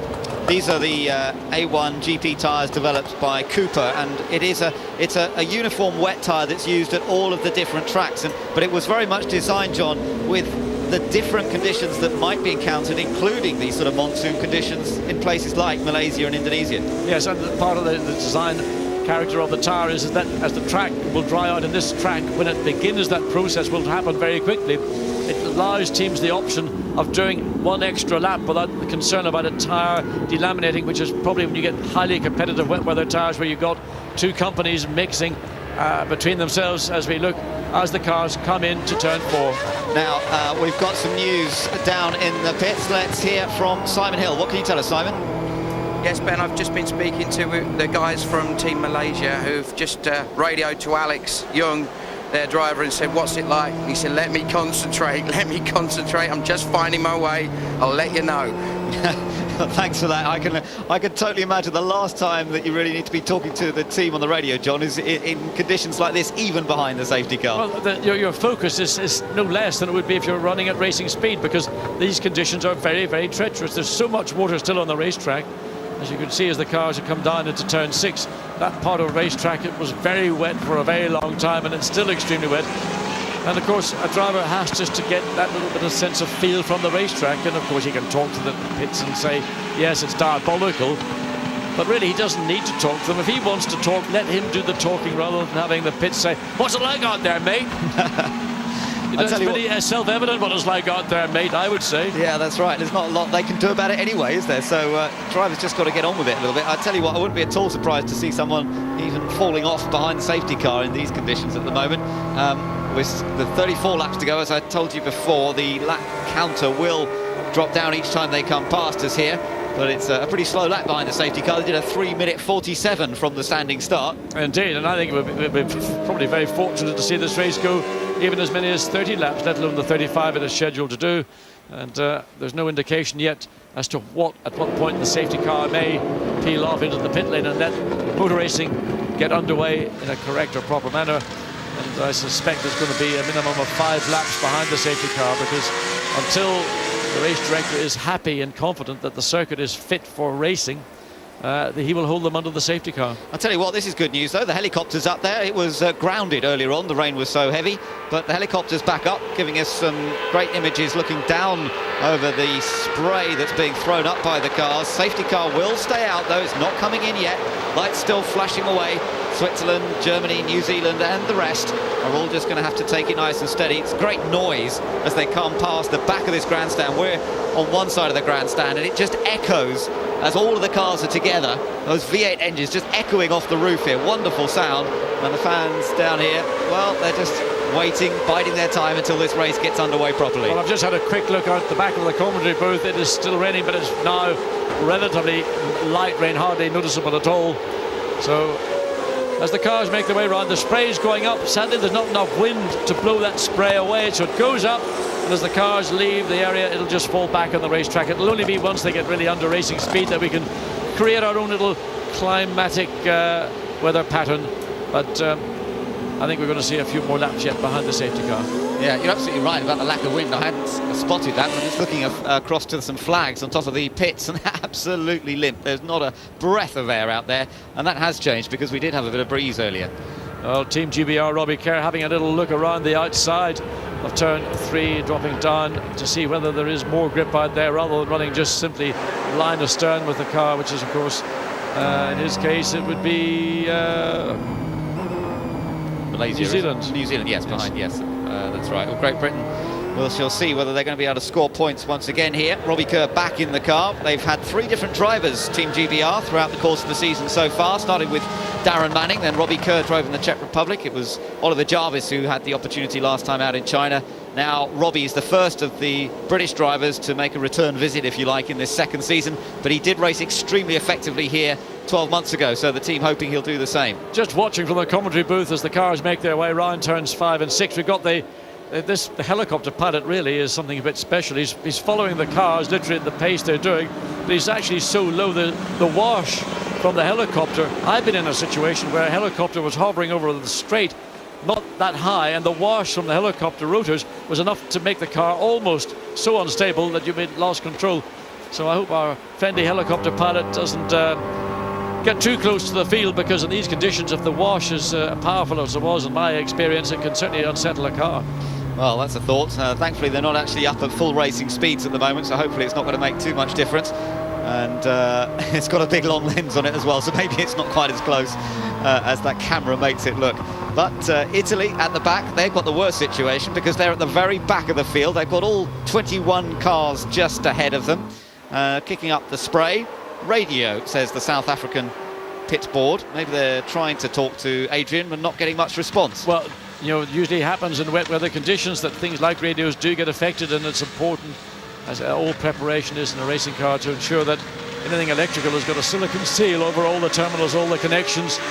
And if Adrian Zaga's lost radio contact, well, that's a disadvantage to the young South African. He's going to have to rely solely on his pit board to give him information. And when you become accustomed to having two-way communication to the pits, and then you lose that radio contact, it becomes difficult in the extreme. South Africa currently lying 11th in the point standings. They started so well with victory in Zandvoort. Things haven't gone quite according to plan since then, although Zhao did well in Beijing last time out to recover from a spin in the sprint race and score well in the feature race and get some very, very useful points. Here they come. The safety car stays on track. No great surprise. The laps continue to count down slowly, but as they come across the line this time, it's a 3-minute 20-second lap as opposed to a 1-minute 50 that they were doing in the dry. Helicopter in the background there. We can just see Switzerland and Germany and New Zealand still heading the field around. France down in 6th place, which is where, of course, they finished at the sprint race. This is exactly still as they've lined up at the start of the race. No overtaking allowed in these conditions with the safety car out there. Let's go down to the pits. Lee McKenzie is joined by Emerson Fittipaldi. We're just about undercover here. What's Rafa said on the radio about the conditions? Well, he's under tremendous pressure because we haven't tested on the wet. It's the first time he's driving the car on the wet. It's very good. The safety car is for at least 3 laps. He can use a little bit of the wet, but he's very nervous, very tense, like most of the drivers. I mean, it's tough conditions to start the race, but they have to do it. In your vast experience, what's key to driving in conditions like this? What I told Rafael, I said the first 2 laps, stay out of trouble, let the race settle, and then on the wet you can gain a lot of time or you can lose a lot of time. There's going to be a lot of surprise on the race today. Nobody knows who is going to go fast. And they certainly don't. Thank you very much. Thank you, Lee. And but it's one thing to say stay out of trouble on the first 2 laps, but it's quite another thing to achieve it. Well, yes, but I know what Emerson is saying. He's saying don't run up the back of another car going into turn 1. If you're not certain, if you are tense, as Emerson is alluding to, then just give yourself a chance, just allow yourself literally the chance to breathe. You know, a race is not won in the first corner or the first lap, and race conditions like this, I mentioned it half an hour ago, 40 minutes ago, that I would not be surprised if Thomas Enger, who is starting last in this grid along with Enrico Toccacilla, there we see the Italian car, either of these 2 drivers are more than capable of winning a race in these conditions because of their experience and of the maturity that they have. The advantage that they've got over the youngsters is they may not have out-and-out speed, but they've got experience, and that's what you're talking about here this afternoon. See how the track is already beginning to dry out in some areas. There's still spray being kicked up, but it's actually a very good surface that will dry out remarkably quickly once we get a bit of a heat on it. But it's the lack of breeze that, as you said earlier, will stop it drying quite as quickly. Safety car in this lap. Confirmation then that the safety car will be coming in. The race has begun under safety car, but when it goes green, then we'll see some fun and games. Well, the safety car will come in, and I have to say here in the commentary booth, I'll do my best to commentate, but I'm going to hold my breath at the same time, because while the cars are now well strung out and the danger or the concern about everybody getting too bunched together coming into turn 1 has been exacerbated, the light is out and this race will be underway very shortly. The lights indeed have gone out as Scott Stringfellow heads off down towards the pit lane in the safety car. It's going to be Switzerland who will lead them at the start, the proper start if you like, of this race, even though a few laps are in the books already. So they're heading down towards the final corner. It's totally up to the lead car, Team Switzerland, to dictate the pace. He accelerates as he heads down towards the corner, and we could see dramas even here as they come out of the final bend. Watch for the back end of the car, stepping out under full acceleration. Switzerland leads as the green flag waves here in Malaysia. The feature race well and truly underway. So Nico Hülkenberg got under the rear wing but pulled out. He couldn't see. He's staying in the wing. Is he going to try and go down the inside? No, he's using his brain, and there will be a clear, certainly the first 4 cars, first 5 cars, but the field is strung out, and literally, as I mentioned earlier, that midfield group of cars, you can see them coming down the stretch of the field already. Oh, there's contact. Australia tapped the back of Mexico there, and Mexico gets spun round. The hand goes in the air, but it looks as though he may get running again. I think it may have damaged the wing of Australia's car, though. Oh, no, Hülkenberg being very brave, coming down through turn 3, trying to get a run on Switzerland, but again the spray coming off the tyres of Switzerland unsighted him, and he could have been in big trouble. He's got to be patient. He's got the speed, he's got the courage above all, and he's probably got those cat-like wet weather abilities. He's through. He's got through. Germany's taken the lead. Nico Hülkenberg is in front on the first flying lap there. What a brave move from him. Can he stay on in these conditions? Well, he wanted to get ahead. He knew by doing so he would be able to open up an advantage. He is just absolutely committed to leading and winning motor races. New Zealand getting close to the back of Switzerland as well. And he runs on to just, I think, caught the edge of the grass on the outside of turn 6 and 7. And again, Johnny Reid having to be cautious. He can't afford to take risks. He needs to get New Zealand through to the finish. So Team Malaysia next in the queue. They're running 4th place. Great Britain running behind them in 5th. Wide line from Alex Young. He may be using his track knowledge, but Nico Hülkenberg storming away. What a move it was on Neil Yarni to take the lead for Germany. Switzerland taking a little bit more carefully perhaps in the early stages, but there is a long way to go still in this race, remember, and that's what Neil Yarni will be thinking about. Further back you've got China and you've got South Africa as well. They're running just outside, just in 10th and 11th places. In fact, South Africa having gained a bit. Ireland also up into 12th position. So that was because of the incident in turn 1 with Australia and Mexico. So Ireland being a beneficiary, running behind Edwin Zug. He's going to find a way, look for a way to get past Frankie Cheng. But of course, coming up into turn 13, there's not a lot of chance. The chances will occur here, but remember, the car that you're trying to pass will not know where you are. Look, cars over on the left-hand side coming down the straight. Yeah, that's Team France. They're defending from the Netherlands, Canada and USA in the picture as well. Where are they? And South Africa was having a little look. Yep, South Africa's down the inside of China. If he can make the corner. He can make the corner, and that's what I was talking about for China. They had to be careful because Adrian Zaug was capable of doing a run down the inside. He's done that through the weekend. He gets past China and now is able to pull away, well, relatively comfortably. There's a stewards investigation already being listed between Brazil, Czechs and Italian cars. Didn't really see what happened, but as they come through this time, I can tell you that Italy is up to 15th place and Czechs up to 16th from the very back. Watch Team GBR, Robbie Kerr using alternate lines around this racetrack, trying to get out of the spray of Alex Young and Team Malaysia.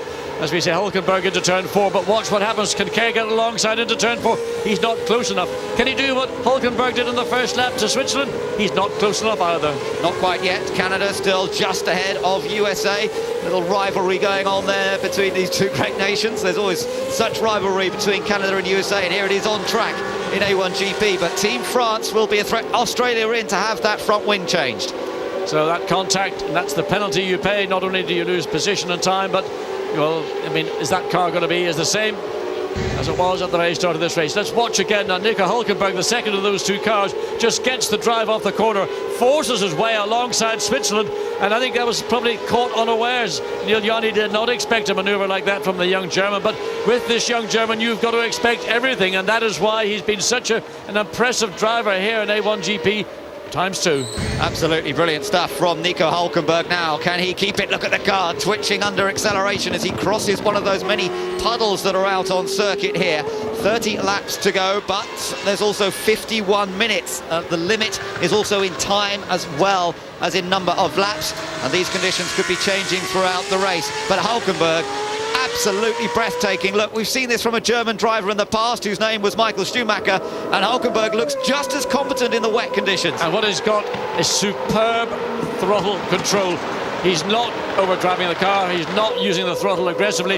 It's all being done gradually, progressively, and that's why he's enhancing his car. He's also got the benefit now, of course, by leading the race. He's got no spray, but in time he will find himself battling to get through the field, and in particular once we start to go into the pit stop cycle, when everything will once again get mixed up, and that will then prove whether the quality of this young German driver really is absolutely, well, gilt. Ireland now trying to make a move on China. That is for 11th place. A wide line, or was that coming in for Mexico? No, it was a wide line for Mexico. Here comes Michael Devaney for Team Ireland, and Ireland desperate to score some points here this weekend. This will put him up into 11th place. He's only one position outside of the points here. Michael Devaney going for it, but coming back. Frankie Cheng was later on the brakes. Michael Devaney wasn't quite sure where he was, possibly as they approach turn 1, but he's maybe going to take the long way around turn 1, but can't get it done. So Frankie Cheng comes back and reclaims that position he lost at 15 seconds ago. China versus Ireland. The battle continues out of turn 2 into turn 3. Cheng takes a much wider line there. It's a chance for Devaney to get down the inside, but Cheng's finding a bit more grip perhaps on the outside, and he's still got the edge, but now Devaney for Ireland. Side by side coming up into turn 4. It's Ireland's corner, but will China make the switch back? Will it get back underneath them? I think that Devaney has now done enough to consolidate out opportunities back in to the 11th place he claimed just coming onto pit straight. So Ireland now will go chasing after South Africa. It's still Germany that lead in the early stages here by 4.4 seconds. Here's the onboard view, and that just gives you an idea how little visibility there is for Frankie Cheng for Team China. He's just lost that place to Team Ireland. The next one he's got to watch out from behind is Mexico, and we know that Salvador Duran can be very effective in these conditions. And you can see even how difficult it is for Mexico, because they were struggling with a little bit of grip as they came through that double right-hand corner that dropped down now into turn 9 as we go back up to the battle for 5th place with in fact it is France in 6th. That's right, France behind Great Britain, then the Netherlands, then Canada.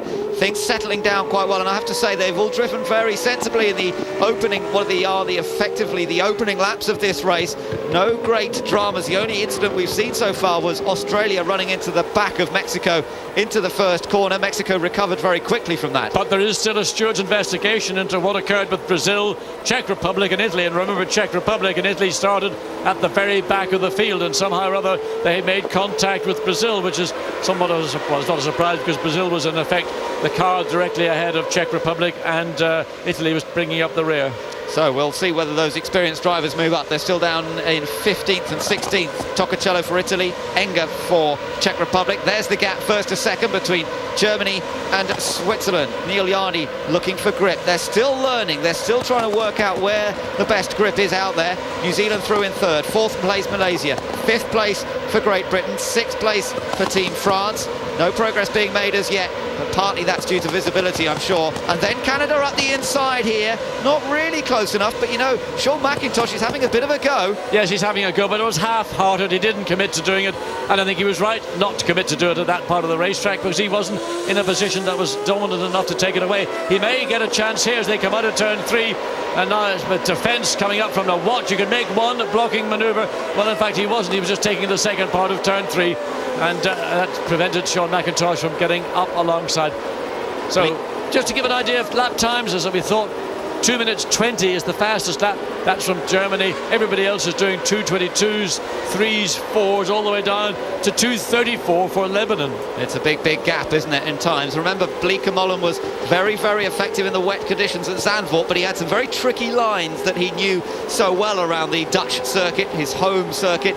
Here it's a little bit of a different story. They're all trying to learn where the best line might be, where the most grip might be available. That looks like a pretty conventional line from both cars, but you could see the Canadian car all over the place. Very twitchy for Sean McIntosh up towards turn 9 now. This is all about the traction out of the tight left-hander. And this is where the benefit of disconnecting that rear roll bar link will pay dividends. But you can see Canada, whether that's the car or whether that's the driver, I'm not quite sure, because the back end of the Canadian car under acceleration isn't as controlled or getting that amount of traction that we are seeing from the Netherlands. So we've got 7 laps completed out of the total. The pit window will open at lap 8. I can't see anybody coming into the pits at this early stage of the race. They're still settling themselves into this one, waiting to see how the track develops. On board with Canada. Again, a bit of a slide through. Let's get some news from Simon Hill in pit lane. Simon. Oh. We're not actually hearing anything at the moment, so we'll try and get that in a moment. We're back on board with Team New Zealand. Germany still with that very useful advantage. Let's see what the gap is, up to 8.3 seconds. He doesn't need to do much more than he's doing. He's got the pace of everybody. He's running approximately 2 seconds a lap quicker than we're saying from Switzerland and from the rest of the field. So Nico Hülkenberg, all he's got to do is just control himself, do what he's done so outstandingly so far, and then let the race come to him. This is a great overhead view. You can see New Zealand went through in third, fourth place Malaysia, and then Great Britain. Then you see the gap back to France, and then you can see this battle between Netherlands, Canada, and a bit further back USA. Well, Sean McIntosh tried to do what Hülkenberg did in qualifying on Ireland. Again, not clear enough to get into proximity, and thank goodness not clear enough to get into contact.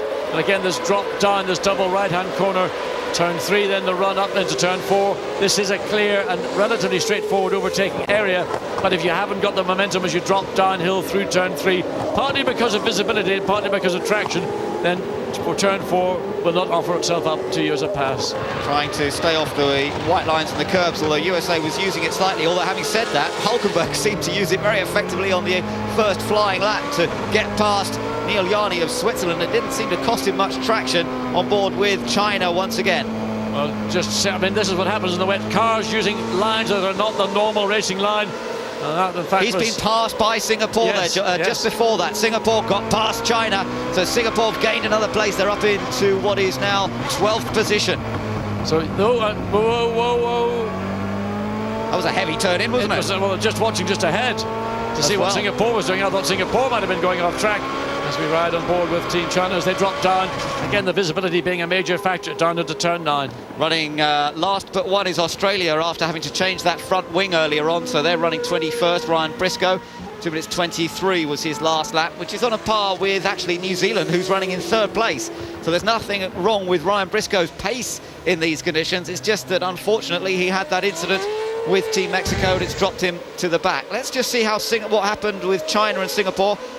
This was the completion of the move, I think, as Christian Murchison went past Frankie Cheng. The reason that he did that was because he got more pace coming down through turn 3, and that was on board. This is the view that China had, and watch for there it is, sweeping round the outside. So a courageous move from Christian Murchison to do so, and Frankie Cheng, who is not short of bravery. Germany's just taken another 2.5 seconds out of Switzerland. That's amazing. Germany pulling away at 2.5 seconds a lap at the moment. And further behind, we've still got this race for 4th place between Malaysia and Great Britain.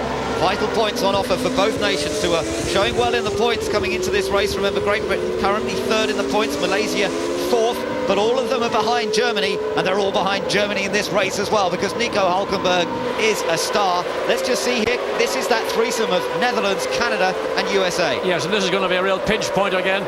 Canada trying to get down the inside of the Netherlands as they come down the second part of turn 3.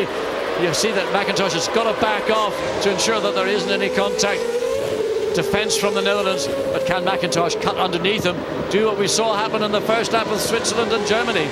Well, let's wait and see what happens, but McIntosh getting very close in a few key places, and as yet not able to make anything of it. The track is going to go right here, so even though he's close there, no real chance to overtake.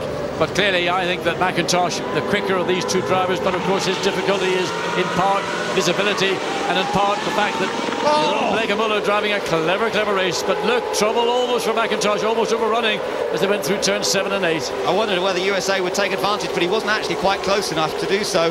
So McIntosh got away with what looked like a pretty frightening moment as he just about gathered it all together. He's trying pretty hard, is Sean McIntosh, and so is Robbie Kerr for Great Britain, getting alongside Team Malaysia, side by side. But who's got the better run off the corner? It's nothing in it between these two, and now Alex Young just in front. Yes, I think Alex Young's got the advantage as they go down into turn 12, but Robbie Kerr clearly has got car pace, and Young on the defensive. Watch Kerr coming up round the outside. He can do this in these wet weather conditions. Now can he get his car underneath the Malaysia car and get the drive as they go down this second long straight before the final corner, turn 15.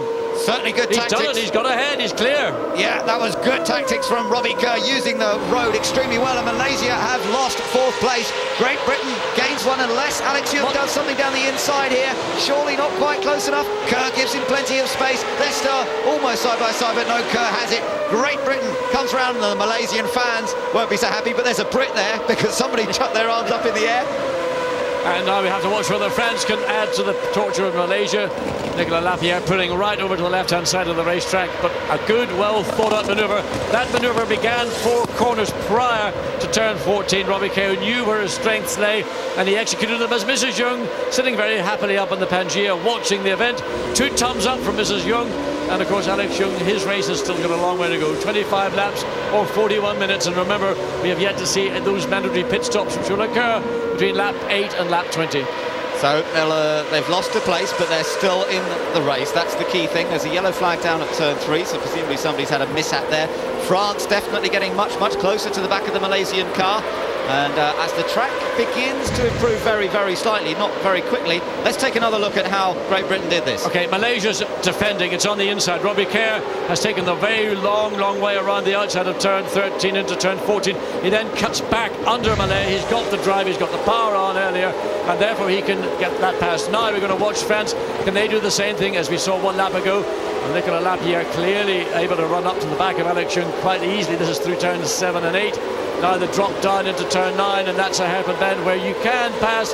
In these conditions, I would say forget about it. Just follow the example of Team GBR. Be patient. You'll make your pass as he looks down the inside. Oh, contact. What are you doing, Nicolas Lapierre? That was not as brilliant, but it was not a move worthy of Team France. There was light contact. I don't know whether that right front wheel has been damaged or not. There's no bodywork or nose damage, fortunately for either driver, but a move which I think was an ill-judged attempt. There was an opening up for up, but he didn't have to accept it. He could have waited and repeated what we saw Robbie Kerr and Team GBR do at this part of circuit 1 lap ago. So Lapierre showing a certain lack of patience perhaps there, determined to get past Malaysia. Look how far back he came from as Malaysia was already turning in. And he had to go, in fact, not only over those sawtooth curbing, but he had to go onto the grass to avoid having contact. Contact was made. Fortunately, it was only light contact, and there appears to be no lasting damage to either car. But now France on the left-hand side of the track coming down into turn 15, but sufficiently far back that Alex Young can take his own line without fear or favour from the Frenchman. So Lapierre again has to think this through. If he's going to find a way past Malaysia for 5th place, he's going to have to do it somewhere else. Germany continues to lead this race. Another quick lap. Their advantage up to 14 seconds. 1-4 seconds over Switzerland. New Zealand 3rd. Great Britain 4th. Malaysia 5th. France in 6th.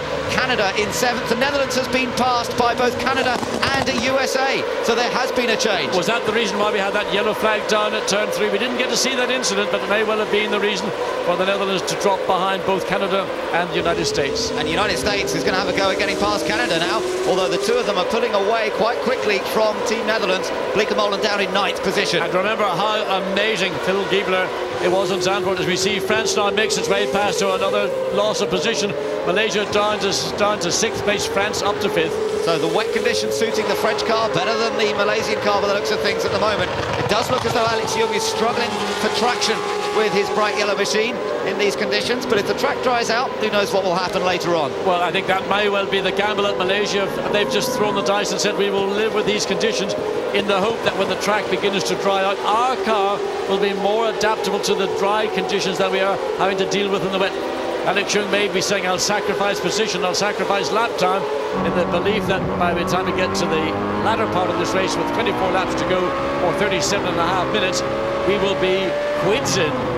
Yeah, 11 laps have been completed so far, and we're back on board with Canada's Sean McIntosh, and there's the view from the car behind him. Phil Giebler for Team USA. Both of them looking to get up as far as possible into the points, obviously, and both of them treating this treacherous track surface with a huge amount of respect. You can see the amount of steering input having to be done by Phil Giebler and Team USA. The other thing is, of course, you can hear on the audio that everybody in these low-speed corners is short shifting. They're not using the full potential 9,000 RPM to get performance out of the engine. In fact, they do want 9,000 RPM and 520 horsepower. They want about half of that to enable them to get out of the corner without breaking rear wheel traction. Remember Phil Giebler's drive for USA at Zandvoort when he was on slick tyres in the rain. That was a pretty heroic performance.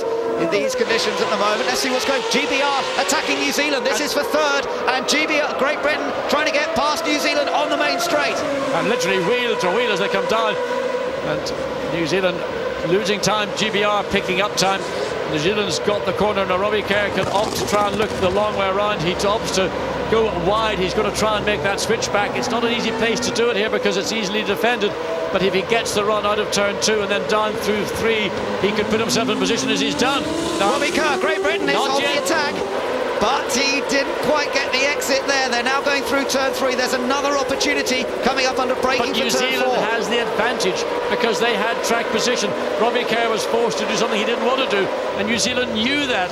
So once again, defence from New Zealand, attack from Team GBR, and in the meantime, all on his own, leading the race, Nico Hülkenberg from Germany has just done a 1 minute 19.9. Oh, on the attack again, John. Sorry, he's down the inside into turn 5. That's not a place you might expect it, but again, the New Zealand car just about holding off Robbie Kerr. Johnny Reid hanging on for dear life, but third place is under attack here. Under attack coming into turn 7. No, Robbie Kerr wisely pulls back. He has a look down the inside. He knows it's not possible.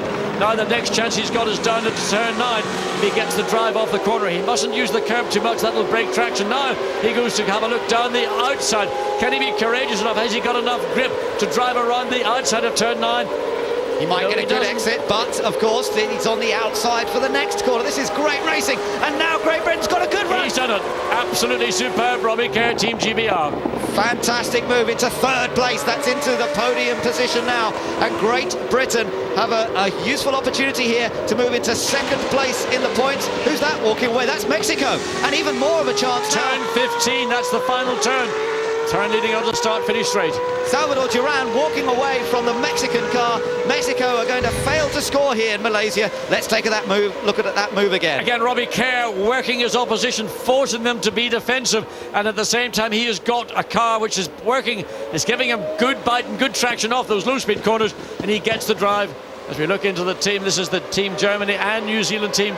Johnny Sears, who is looking after the car while Dad's back home on maternity leave. Yeah, and John there won't have been too happy to have seen his man Johnny Reid being passed by Great Britain, but they're still in the race, and New Zealand's stated intention this weekend was always to score points and not to gamble too much this weekend. On board with Team Indonesia's Ananda Mikula. Now he's running in 17th place, India running behind him in 18th, then Australia in 19th. Just ahead of him on the road he's got Brazil.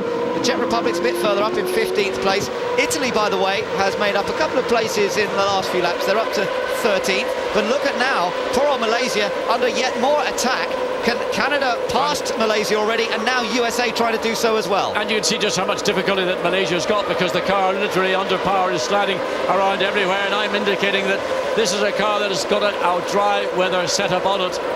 Into the pits, by the way. I've just seen Team Ireland making their way into the pits. That's the first of the mandatory pit stops being made, and it's Ireland that have gone for it at this stage. Interestingly, on the power boost situation, Germany has used all 8 shots, and they've never really been under challenge other than when they were getting a pass Team Switzerland, and the other team that's used all 8 shots, so not surprisingly, because he's been pushing extremely hard to get up to third place, is Team GBR. Interesting strategy there from Team Ireland. They're obviously playing the dice a little bit. Look at USA closing up on Malaysia here. Another opportunity, and it's a late braking move from Phil Giebler. Can he get the car in? Yes, he can. And USA move themselves up into 7th position, and poor old Malaysia definitely struggling in these conditions. So the drop down into turn 9. Alex Young, these are conditions which are actually more difficult than when it's out and out wet, because of course wet weather tyres like lots of water to get lots of traction, lots of grip. But if you've gone down the route of having a car purely as a dry weather setup in the belief and your local knowledge that the track will come to you, then the penalty is certainly being paid out big time, having dropped from 4th all the way down to 7th, now down to 8th place with USA overtaking Malaysia. Into the pits comes Team India. Meanwhile, Germany's just crossed the line. 14 laps have been completed by Team Germany, and their advantage is just growing and growing and growing. We'll wait to see. I'm still waiting for Switzerland to come past us. Still waiting for Switzerland to come past us. It's a massive gap. Now Switzerland have passed us. The lead is nearly 20 seconds. I mean, this is an outstanding drive from a young German driver, Nico Hülkenberg. He sees the lead, he sees the initiative immediately at the first opportunity. and took it away from the man who won the sprint race, Neil Yarney, and just absolutely, this is a statement about Nico Hulkenberg. Now, the gap between Switzerland and Great Britain is one to keep an eye on. Great Britain now in third place. It's 11 seconds between the two. Last time around, they were both lapping at a very similar pace. So Robbie Kerr will try and chase down Switzerland, but he might need a bit of help from the pit stops to do so. More cars are beginning to come into pit lane now. And we say France, in fact, has come into the pits as well. We've had Ireland in, Indonesia's been in, and so has India. So perhaps those teams that want to make a slight setup change as well, deciding to come in relatively early. Pakistan in there, you can see France into the pits as well, and they're already heading down towards the exit.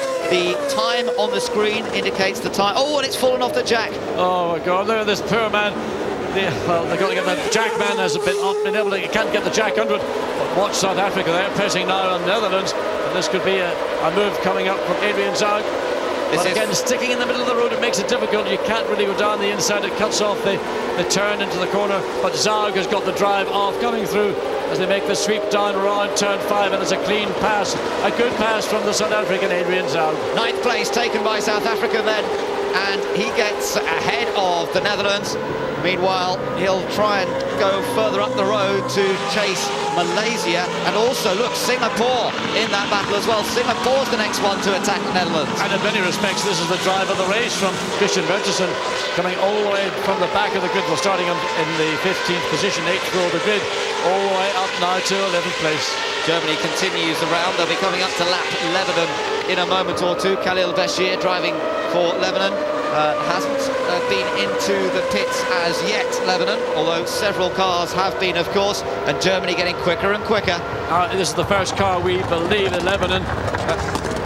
Nico Hulkenberg is having to come up and lap, and once this process starts, the pleasure that he's had of not having any spray around him at all is going to come into effect. Let's have a look and see what we're looking at. Is this the pass? It is. South Africa going the long way around turn 5, overtaking the Netherlands, and you can do that in these conditions. Wet weather opens up opportunities to use much more of the racetrack than it would do in the dry conditions. Italy, meanwhile, are up to 12th place, having started at the very back. They're actually at the back of this queue now, so with Singapore breathing all down the back of the Netherlands, the blue car in the background there is the Italian car, which started at the very back of the field, the car that won last time out in the Beijing, but which has really struggled. Now, Netherlands has decided to come in the pits. That's interesting. Netherlands into the pits on this lap, giving clear air for Singapore.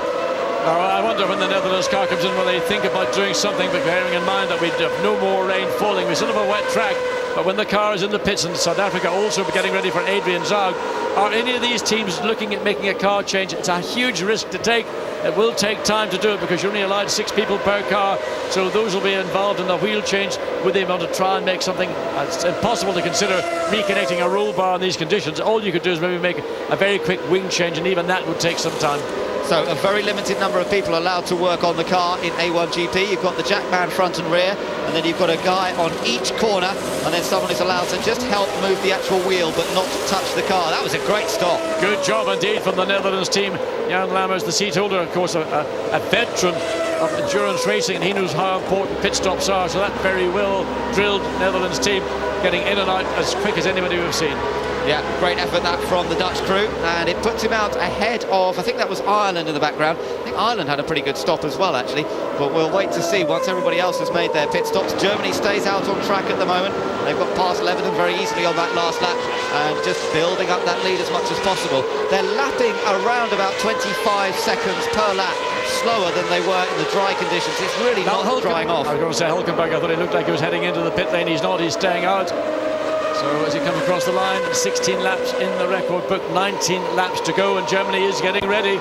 So I don't know whether that was a call that may have come very late for the German, or whether it just was the angle of the camera as we saw go into that final turn 15. Well, they're okay for laps. They've still got a few laps before they have to come in for their mandatory pit stop, so they're going a bit deeper into the race than some of the other teams. Just seeing Lebanon come into the pits. Just watch the style here of Nico Hulkenberg. He attacked so hard in the early laps. Now he seems to have smoothed it all out. He's found the grip wherever he can around the circuit, stays off the curb there, nice clean line up towards turn 4. Let's watch him from overhead.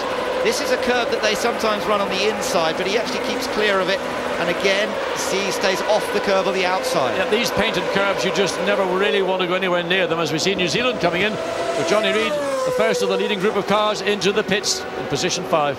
Yeah, he was fourth, of course, just before. Canada, yes, before he came in. Before he came in, and one or two other people coming into the pits. Crucial this for New Zealand. They had a podium earlier on. What can they do with their pit stop here? Team USA also in, and South Africa follows Team USA in. So some of the lead cars coming in, bits, yeah, okay, pretty good, get away, and it's a good stop for Team New Zealand. Let's see where it brings him out, but we've still got to see some of the other leading teams like Switzerland and Great Britain come in. South Africa with Team USA just ahead of them on the pits, so South Africa are able to get into the pits about the same time as USA, and they look like they're going to have a pit stop, and there's a car coming down the pit lane at the point when South Africa wants to go out, so nothing has changed. South Africa and USA remain status quo. China in the pits as well, making their stop now from just outside the top 10. See whether they can gain any positions. So there are some pretty good pit stops being made here today. Let's see how they go to work. Of course, not as much heat build-up in the wheel rim and in the hub that we sometimes see when they're racing hard on slick racing tyres.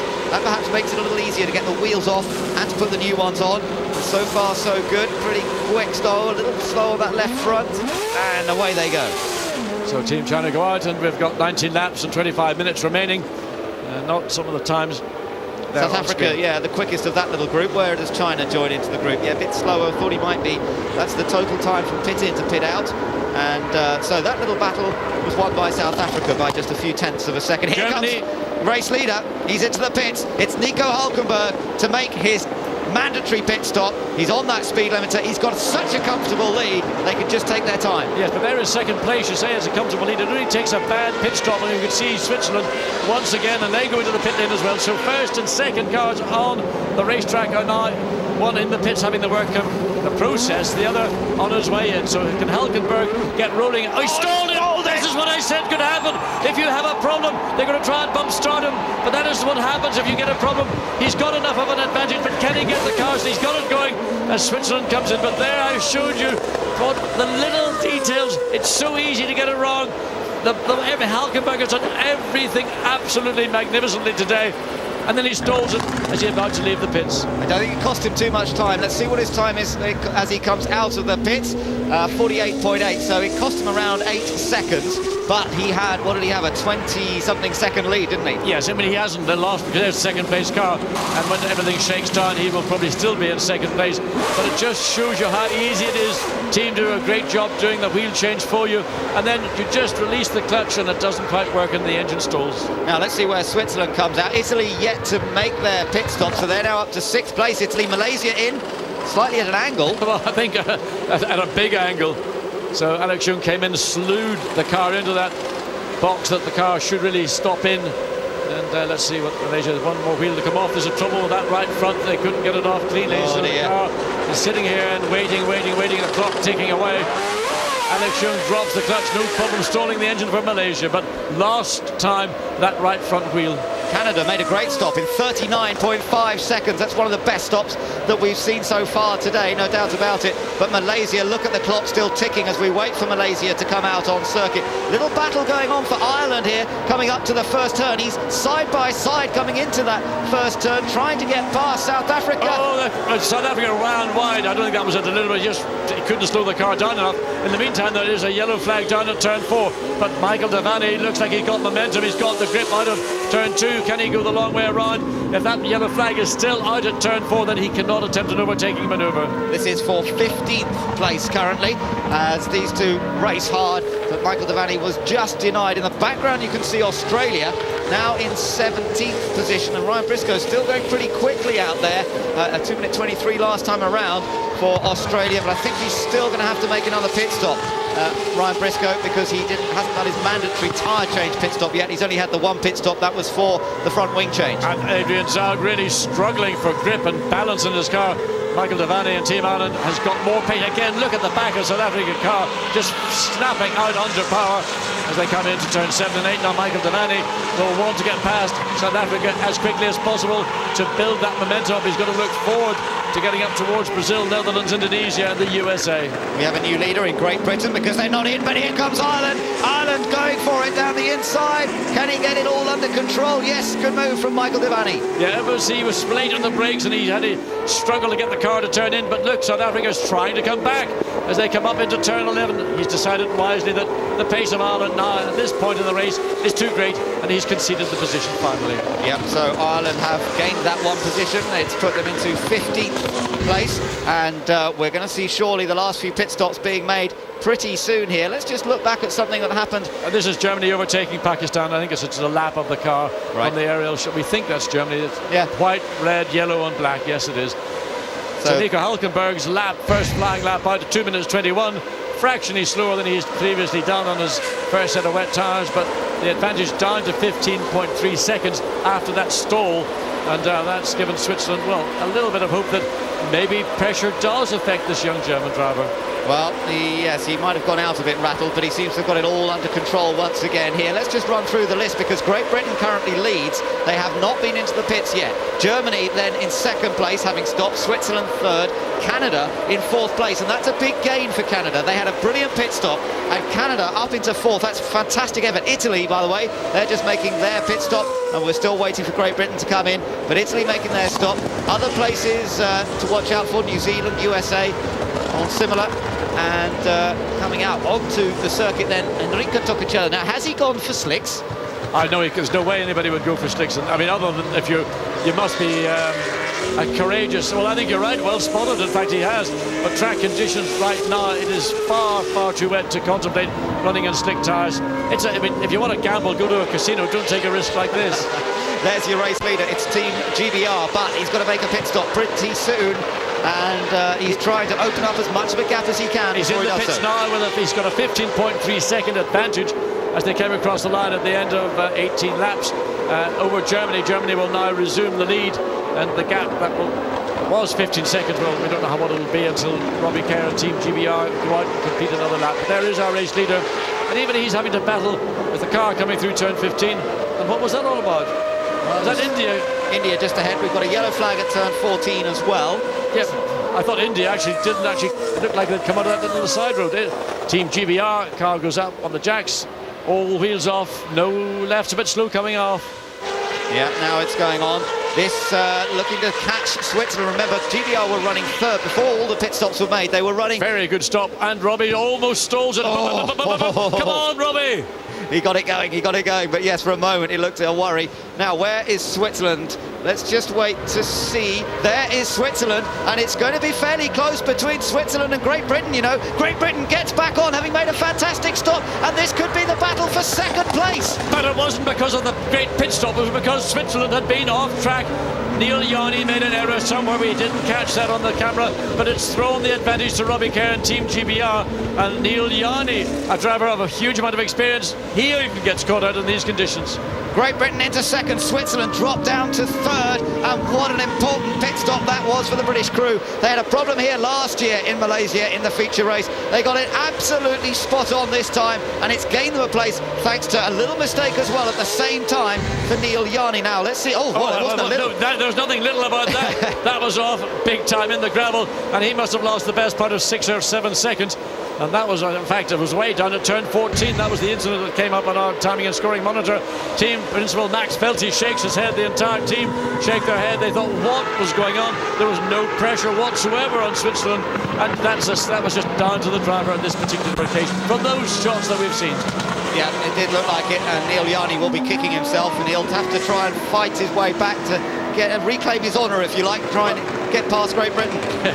Forget about kicking yourself, you might get a kicking from the team. You may well do. Robbie Kerr, though, has taken full advantage of that. And for Team GBR, possible 9 points on offer here, which would move them into a very clear second place. But, of course, it's still Germany that leads. Germany were already leading the points coming into this race, and it's going to be very useful for Team Germany to score the maximum of 10 here today. So we have to see what kind of pace Robbie Kerr can get back up to. We wait to see what his first flying lap is going to be in terms of time, and compare that to Germany, because Germany has effectively taken the lead of the race once GBR's pit stop was completed. There we are, Germany doing 2 minutes 21, and the pressure is off now that Switzerland has made that mistake. You have to go all the way back to Team GBR in second place, so he will have regained in effect the time lost against Switzerland, because it is now GBR in second place. Switzerland not that much closer. I don't think he's going to claim that place back again. so he's going to have to sit there in third place. Look at a podium finish. Canada is running in fourth place, and that's one of the stories of the race, because Sean McIntosh was driven very well, but it was a great pit stop as well. Great teamwork between both driver and team to get Canada into fourth position. France is running in fifth place, and New Zealand, who of course early in this race were running third, they're now down in sixth position, with USA seventh, the Netherlands eighth, Singapore in ninth, Brazil in 10th, having come from the back of the field, Ireland in 11th, then South Africa, Malaysia, who were a star earlier on, they're down in 13th place now, Czech Republic 14th, China 15th, Italy 16th. On slick tyres, it's not working, I'm afraid, for Team Italy. Behind them we've got Indonesia, Australia, India, Lebanon and Pakistan. And you know, there's only one car that isn't running in this race, I think, and that was Team Mexico.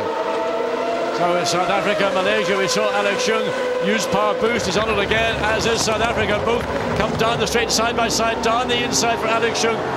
Adrian Zog on the outside. He can allow himself to take the long way around, but he's running too wide. And that was a relatively easy pass, but he picks it. Contact between the two. Alex Young was, I think, surprised at the speed at which Adrian Zog was able to come back at him. He went very, very wide, but he found traction and just shot forward, and that contact occurred just before the entry to turn 2. So that Malaysian car's getting a bit of a pounding today, isn't it? It's been hit by the French car once, now it's had a tap from the South African car. It still seems to be running Zog a bit wide into the next corner, and that might give Alex Young another opportunity here.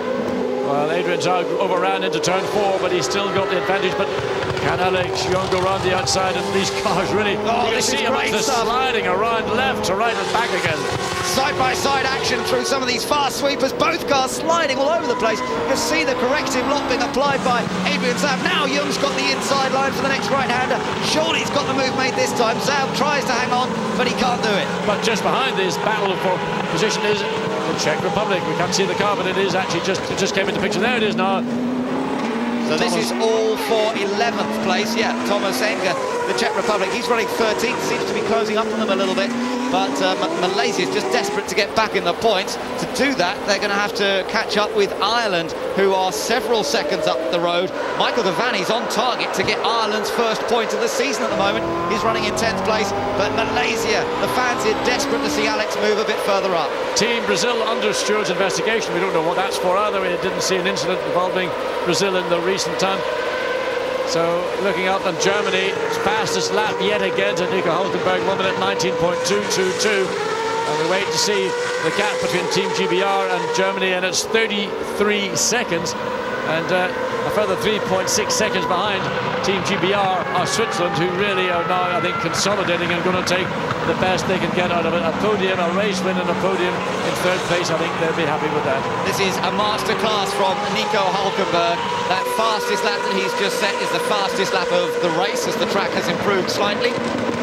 France have just done a 2 minute 20, so Nicolas Lapierre also going pretty quickly, and in fact France now 4th, ahead of Canada in 5th. So just on that last lap, France did gain a position over Canada. More crucially, they're lapping about 2 seconds a lap quicker on that last lap than Switzerland, and the gap between France in 4th and Switzerland in 3rd is only 5.5 seconds, with some 13.5 minutes of this race remaining, and that is very, very accessible indeed to France. Whoa, Nico Hülkenberg. Now is he indulging himself a little bit here, having a little bit of fun sliding the car around? Or is that just maybe the set of tyres that he's on has got a slightly different balance to the original set he started this race on? Now looking further back, Singapore running in 9th place, and Team Ireland, that very distinctive Dago green coloured car, running in 10th place, and Ireland looking for their first points. Singapore will get points in 2 feature races in succession if they stay where they are. It's at 1.4 seconds, the gap between Singapore and Ireland. We know that Michael Devaney has got a quick car. We showed that earlier in the race. He got past see Alex Young from Malaysia, but can he have enough speed? We've been very impressed, and I think Murchison in the Singapore car is outstanding today. But I tell you what, Malaysia is going much quicker now, John, on a 2 minute 20. He's lapping same sort of pace as France. Whatever they did in the pit stop worked, and Malaysia's going to put Ireland under threat. All they did from what we could see, was just changed from one set of tires to the other. Michael Devaney, the back end kicking out, just using a lot of RPM, and that breaks traction. You don't need to do that. You have to short shift, get it into fourth gear as soon as you can, and let the car pull rather than trying to drive it through the corner. Very smooth is Alex Young. He's a very smooth driving style, and he's maximising the traction here as he attacks Ireland. Looks a totally different car on this set of tyres than it did at the start of the race. Absolutely. Alex Young about to reclaim that position from Ireland. That's the battle for 10th place. Alex Young about, I suspect, going up into turn 15 to look to find a way to dive down the inside of Ireland, and this will be a battle for the final points position. He got a bit sideways there, though. Definitely a bit out of shape. Watch going down the inside. He's going to dive right into the apex, and Michael Devaney takes a very, very wide entry. He's going to go the long way around. He can cut back, but whether and like a little bit of a bubble from Malaysia, two cars, well, it's gone back to Malaysia. The advantage once again to Alex Young. Yeah, Alex has got position here. He can control the line up towards the first corner, unless Devaney for Ireland is prepared to go all the way around the outside into the first corner, and Young doesn't give him that choice, really. So Malaysia really got a lot more grip than they had in the first part of the race. Fascinating to see how the fortunes change for the different nations with their car setups working better in slightly different conditions, and Malaysia definitely on the charge here. Alex Young, Jack Cunningham there, principal team owner, really urging Alex on to try and get something more here. He's got Singapore and the Netherlands next to battle with. Really, it's the Netherlands that are under threat most of all, because Murchison for Singapore is clearly quicker, but he's got Alex Young bearing down on him. So this is the battle for 8th place, which could go either to Singapore or Malaysia. Ireland will hopefully get drawn into this battle. It's not really capable of picking up the crumbs of the last positions in this point-scoring event. So look at the Netherlands car all over the racetrack. Yeah, he's struggling very much so. Jeroen Bleekemolen, the complete opposite to the Malaysian car. You watch the orange Netherlands car and he's sliding, slipping, trying to find traction wherever he can. Here comes a chance for Malaysia. Not quite to get alongside Singapore, but these two neighbouring nations are right together on track now. And is he going to go for it into turn 9? No, he decides to play it sensible. Wait and see, just wait and see. He's going to make the switch back. There he goes up the inside. So you watch what the car ahead of you is going to do. That's how you make a clean, sensible and well thought out overtaking maneuver. You use your strengths and you force the other car to do something he probably doesn't want to do. Now the Netherlands are going to get the same level of treatment, and I suspect it'll equally happen up into that final turn 15. Nothing you can do through 13, 12 and 13. You just got to stay in position. You've got to position your car now coming up to turn 14 in such a way that you get the run off, but Netherlands using the racetrack to their advantage. Now cuts back, makes the switch, uses a little bit of curve on the inside, gets the grip, gets the drive off the corner, and will be ahead by the time they get to turn 15. France is attacking Switzerland for third place. Look at this, John. France right alongside, and is he taking it? No, because Yanni takes the wide line there and just about fends off the French car. Lapierre comes back through turn 2, and surely he's going to get the drive. This has been about the second quickest car on the racetrack, along with Team GBR, but Nicolas Lapierre does a good job, strong pass, and Switzerland relegated down to 4th place and out of the podium standing. Great drive this then from Nicolas Lapierre for Team France. Struggled in the early stages, but he's now up to 3rd place. There are 9 minutes remaining in the feature race here in Malaysia. Switzerland definitely struggling. It's all about Germany who lead the race. Great Britain in 2nd, but now this is how France took 3rd. Yes, and look, you can see Neil Yanni misses turning into the corner. That allows Lapierre to swoop under him. He's got the drive, he's got the momentum, and he can afford to run wide and go around the outside of turn 3 and 4. Look how much Malaysia's pulled away from the Netherlands already, having made that move. He's up into 8th place, but it's a big gap now between himself and USA. Some 12 seconds between USA and Malaysia. Team Ireland there running in 11th. That final point is going to be hard fought because Singapore in 10th. They're going to have to defend pretty hard from Michael Devaney. Michael Devaney had to get out of the throttle there big time because Christian Murchison had to lift off, but Michael Devaney looks one way going round turn 6 now, dives up, trying to get a load of contact. I think there may have been minor contact as they went through turn 6. Now he gets alongside. No, he doesn't. He has to wait. He's got to be patient. He wants this so badly.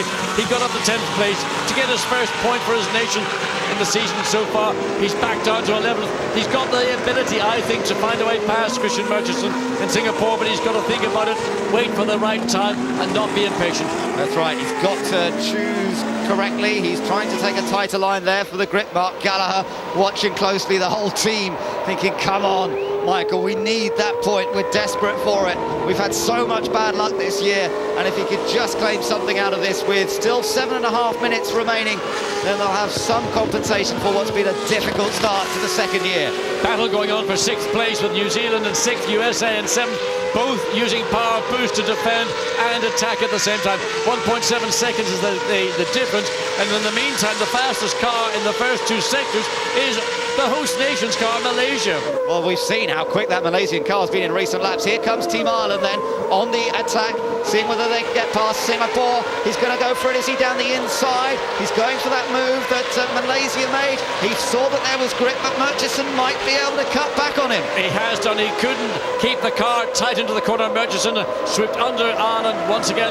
Keeps that 10th position, that final point-scoring position for Singapore. Christian Murchison has been out of racing for almost 3 years. He was very ring-rusty when he had this chance to drive for Singapore. Well, he certainly had a chance to polish the rust off, and here they are into turn 1, still in the same order. There's somebody here on a different planet. They've just done a 2 minute 17.9 second lap. That's Malaysia. Alex Young, his car not only has come alive, it's just burning up the racetrack. He's lapping now 2 seconds a lap faster than the man who's just dominated here this afternoon, Nico Hülkenberg for Germany. That's right. Malaysia has caught up to New Zealand, who's dropped behind USA. So USA have gained a place. USA's up to 6th place, 7th now New Zealand, but Malaysia is beginning to catch both of them up. There's still a bit of a gap, but he's beginning to catch them up. Still frustration for Michael Devaney. Thomas Enger's not that far behind for the Czech Republic, but he doesn't seem to be able to close up the gap. South Africa in 13th behind them, then China, Italy, Indonesia and Australia.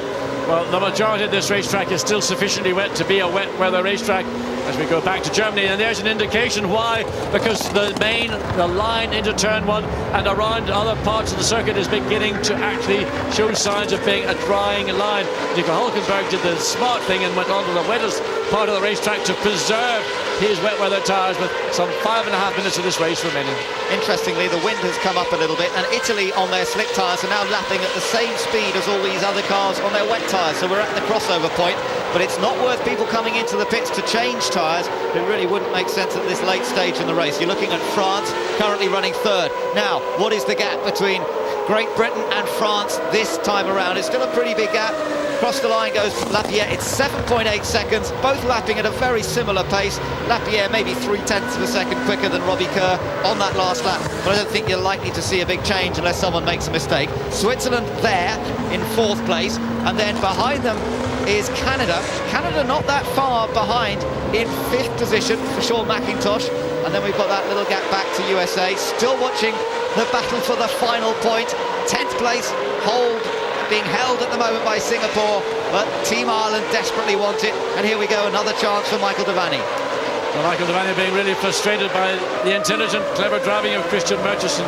He has got a car which is quicker. That was an exhaust, I think, failure. It sounded a very flat engine. I think it was the Netherlands, John. I think, as I glanced out of the box, I think the Netherlands could be in trouble with a broken exhaust. It might not cost them huge amounts of time, but you never quite know with broken exhaust. It can be fatal for the engine as well. Only 4 minutes to go in the race. Let's just watch. There's the Netherlands car. Is he struggling for pace? Certainly sounded a bit odd. Well, he's got Singapore just 3.5 seconds behind him, and Ireland breathing all over the back of Singapore. So with 4 minutes of this race remaining, it is entirely possible we could see the Netherlands drop down outside the points, and Singapore move up to 8th and up to 9th, and Ireland up to 10th finally. Enger for the Czech Republic trying to get closer to the back of Ireland, using the wetter part of track to cool those wet tyres as much as possible as we get into the closing stages here. And surely this race for the final point is going to get fast and furious in the last lap or two. Enger would like to claim it himself, having come from the back. Up front in this race, though, still all about Team Germany, with a very, very healthy lead over Great Britain and France. Well, Great Britain and France are lapping approximately the same time. They're under the 2 minute 20s. Germany are running out about a second a lap quicker. Nico Hülkenberg into turn 2 just swings the car in. The back end drifts away, but he's got a very, very comfortable lead over Team GBR in 2nd place. But France some 7.8 seconds behind GBR. Well, that's not a real threat to Team GBR, but they've got to be honest. They can't just relax.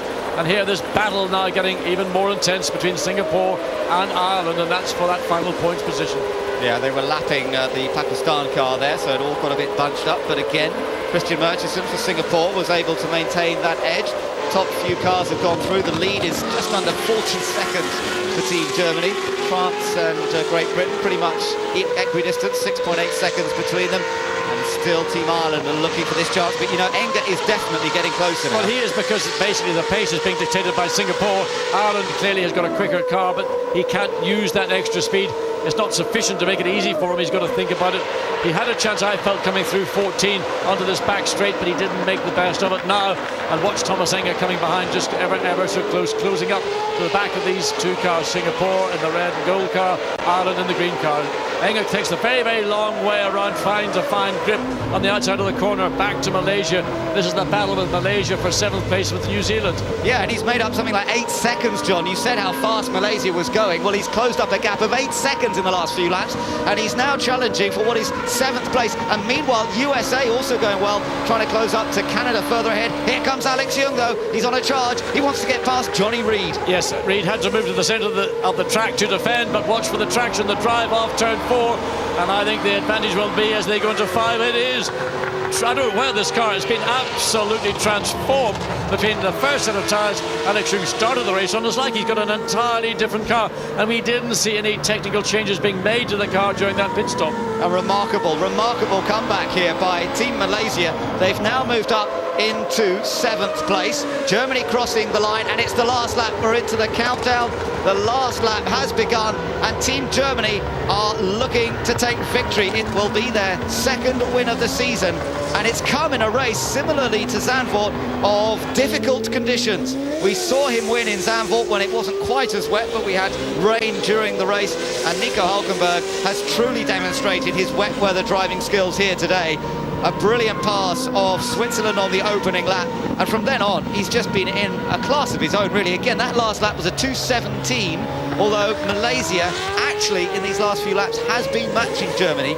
The only time in the race that Germany's had any other rival nation lapping at a similar pace, but Malaysia's got a lot more to gain at the moment by going quickly. Here's that race for the final point. Singapore still just in front of Michael Devaney. Oh, Michael, you've got to find a clean space to get through.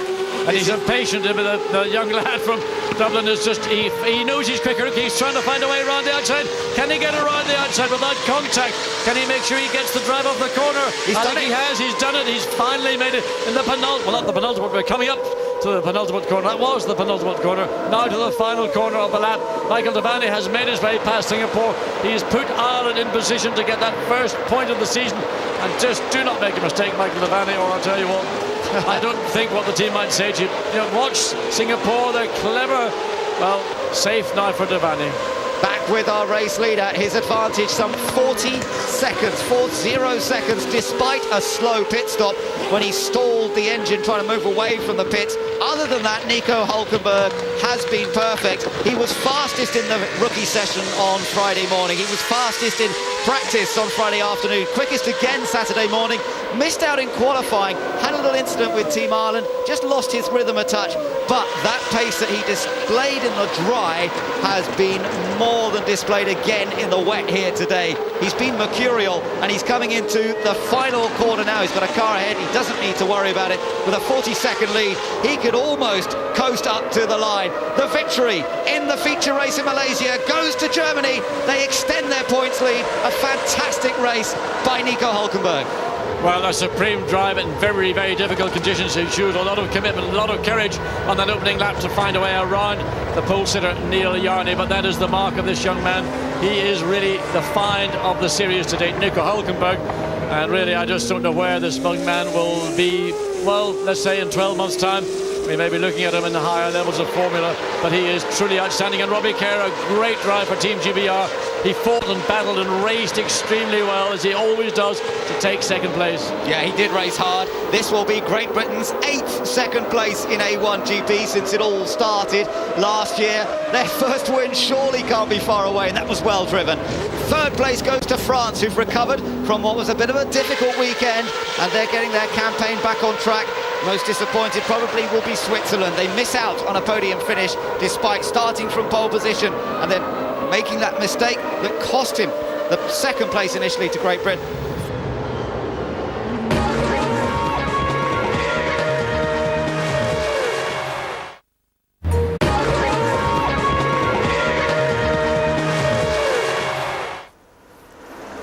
Welcome back. These are the scenes in Malaysia as Nico Hülkenberg steps out of his winning car to greet his winning teammates. Difficult to imagine just how wet it was half an hour or so ago.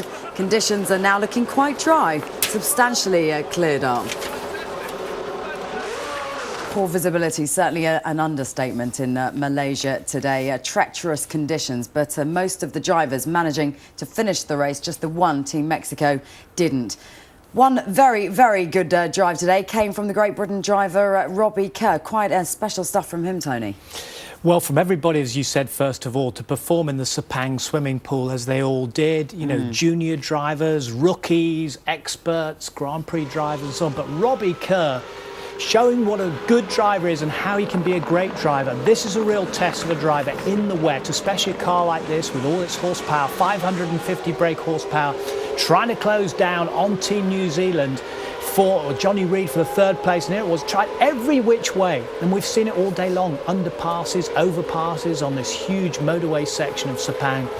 But finally, Robbie Kerr does it and gets past like that brilliantly, and look at the way New Zealand was shaking all over the place. Great drives come from great drivers. Senna did it at Donington, Schumacher did it for the first time in the Ferrari in the wet, and Jackie Stewart did it by 2 minutes, and that's why Hülkenberg, mark of a really good driver, he was so dominant today. Just the one car not finishing as well, Mexico. Is that testament to these young A1 drivers?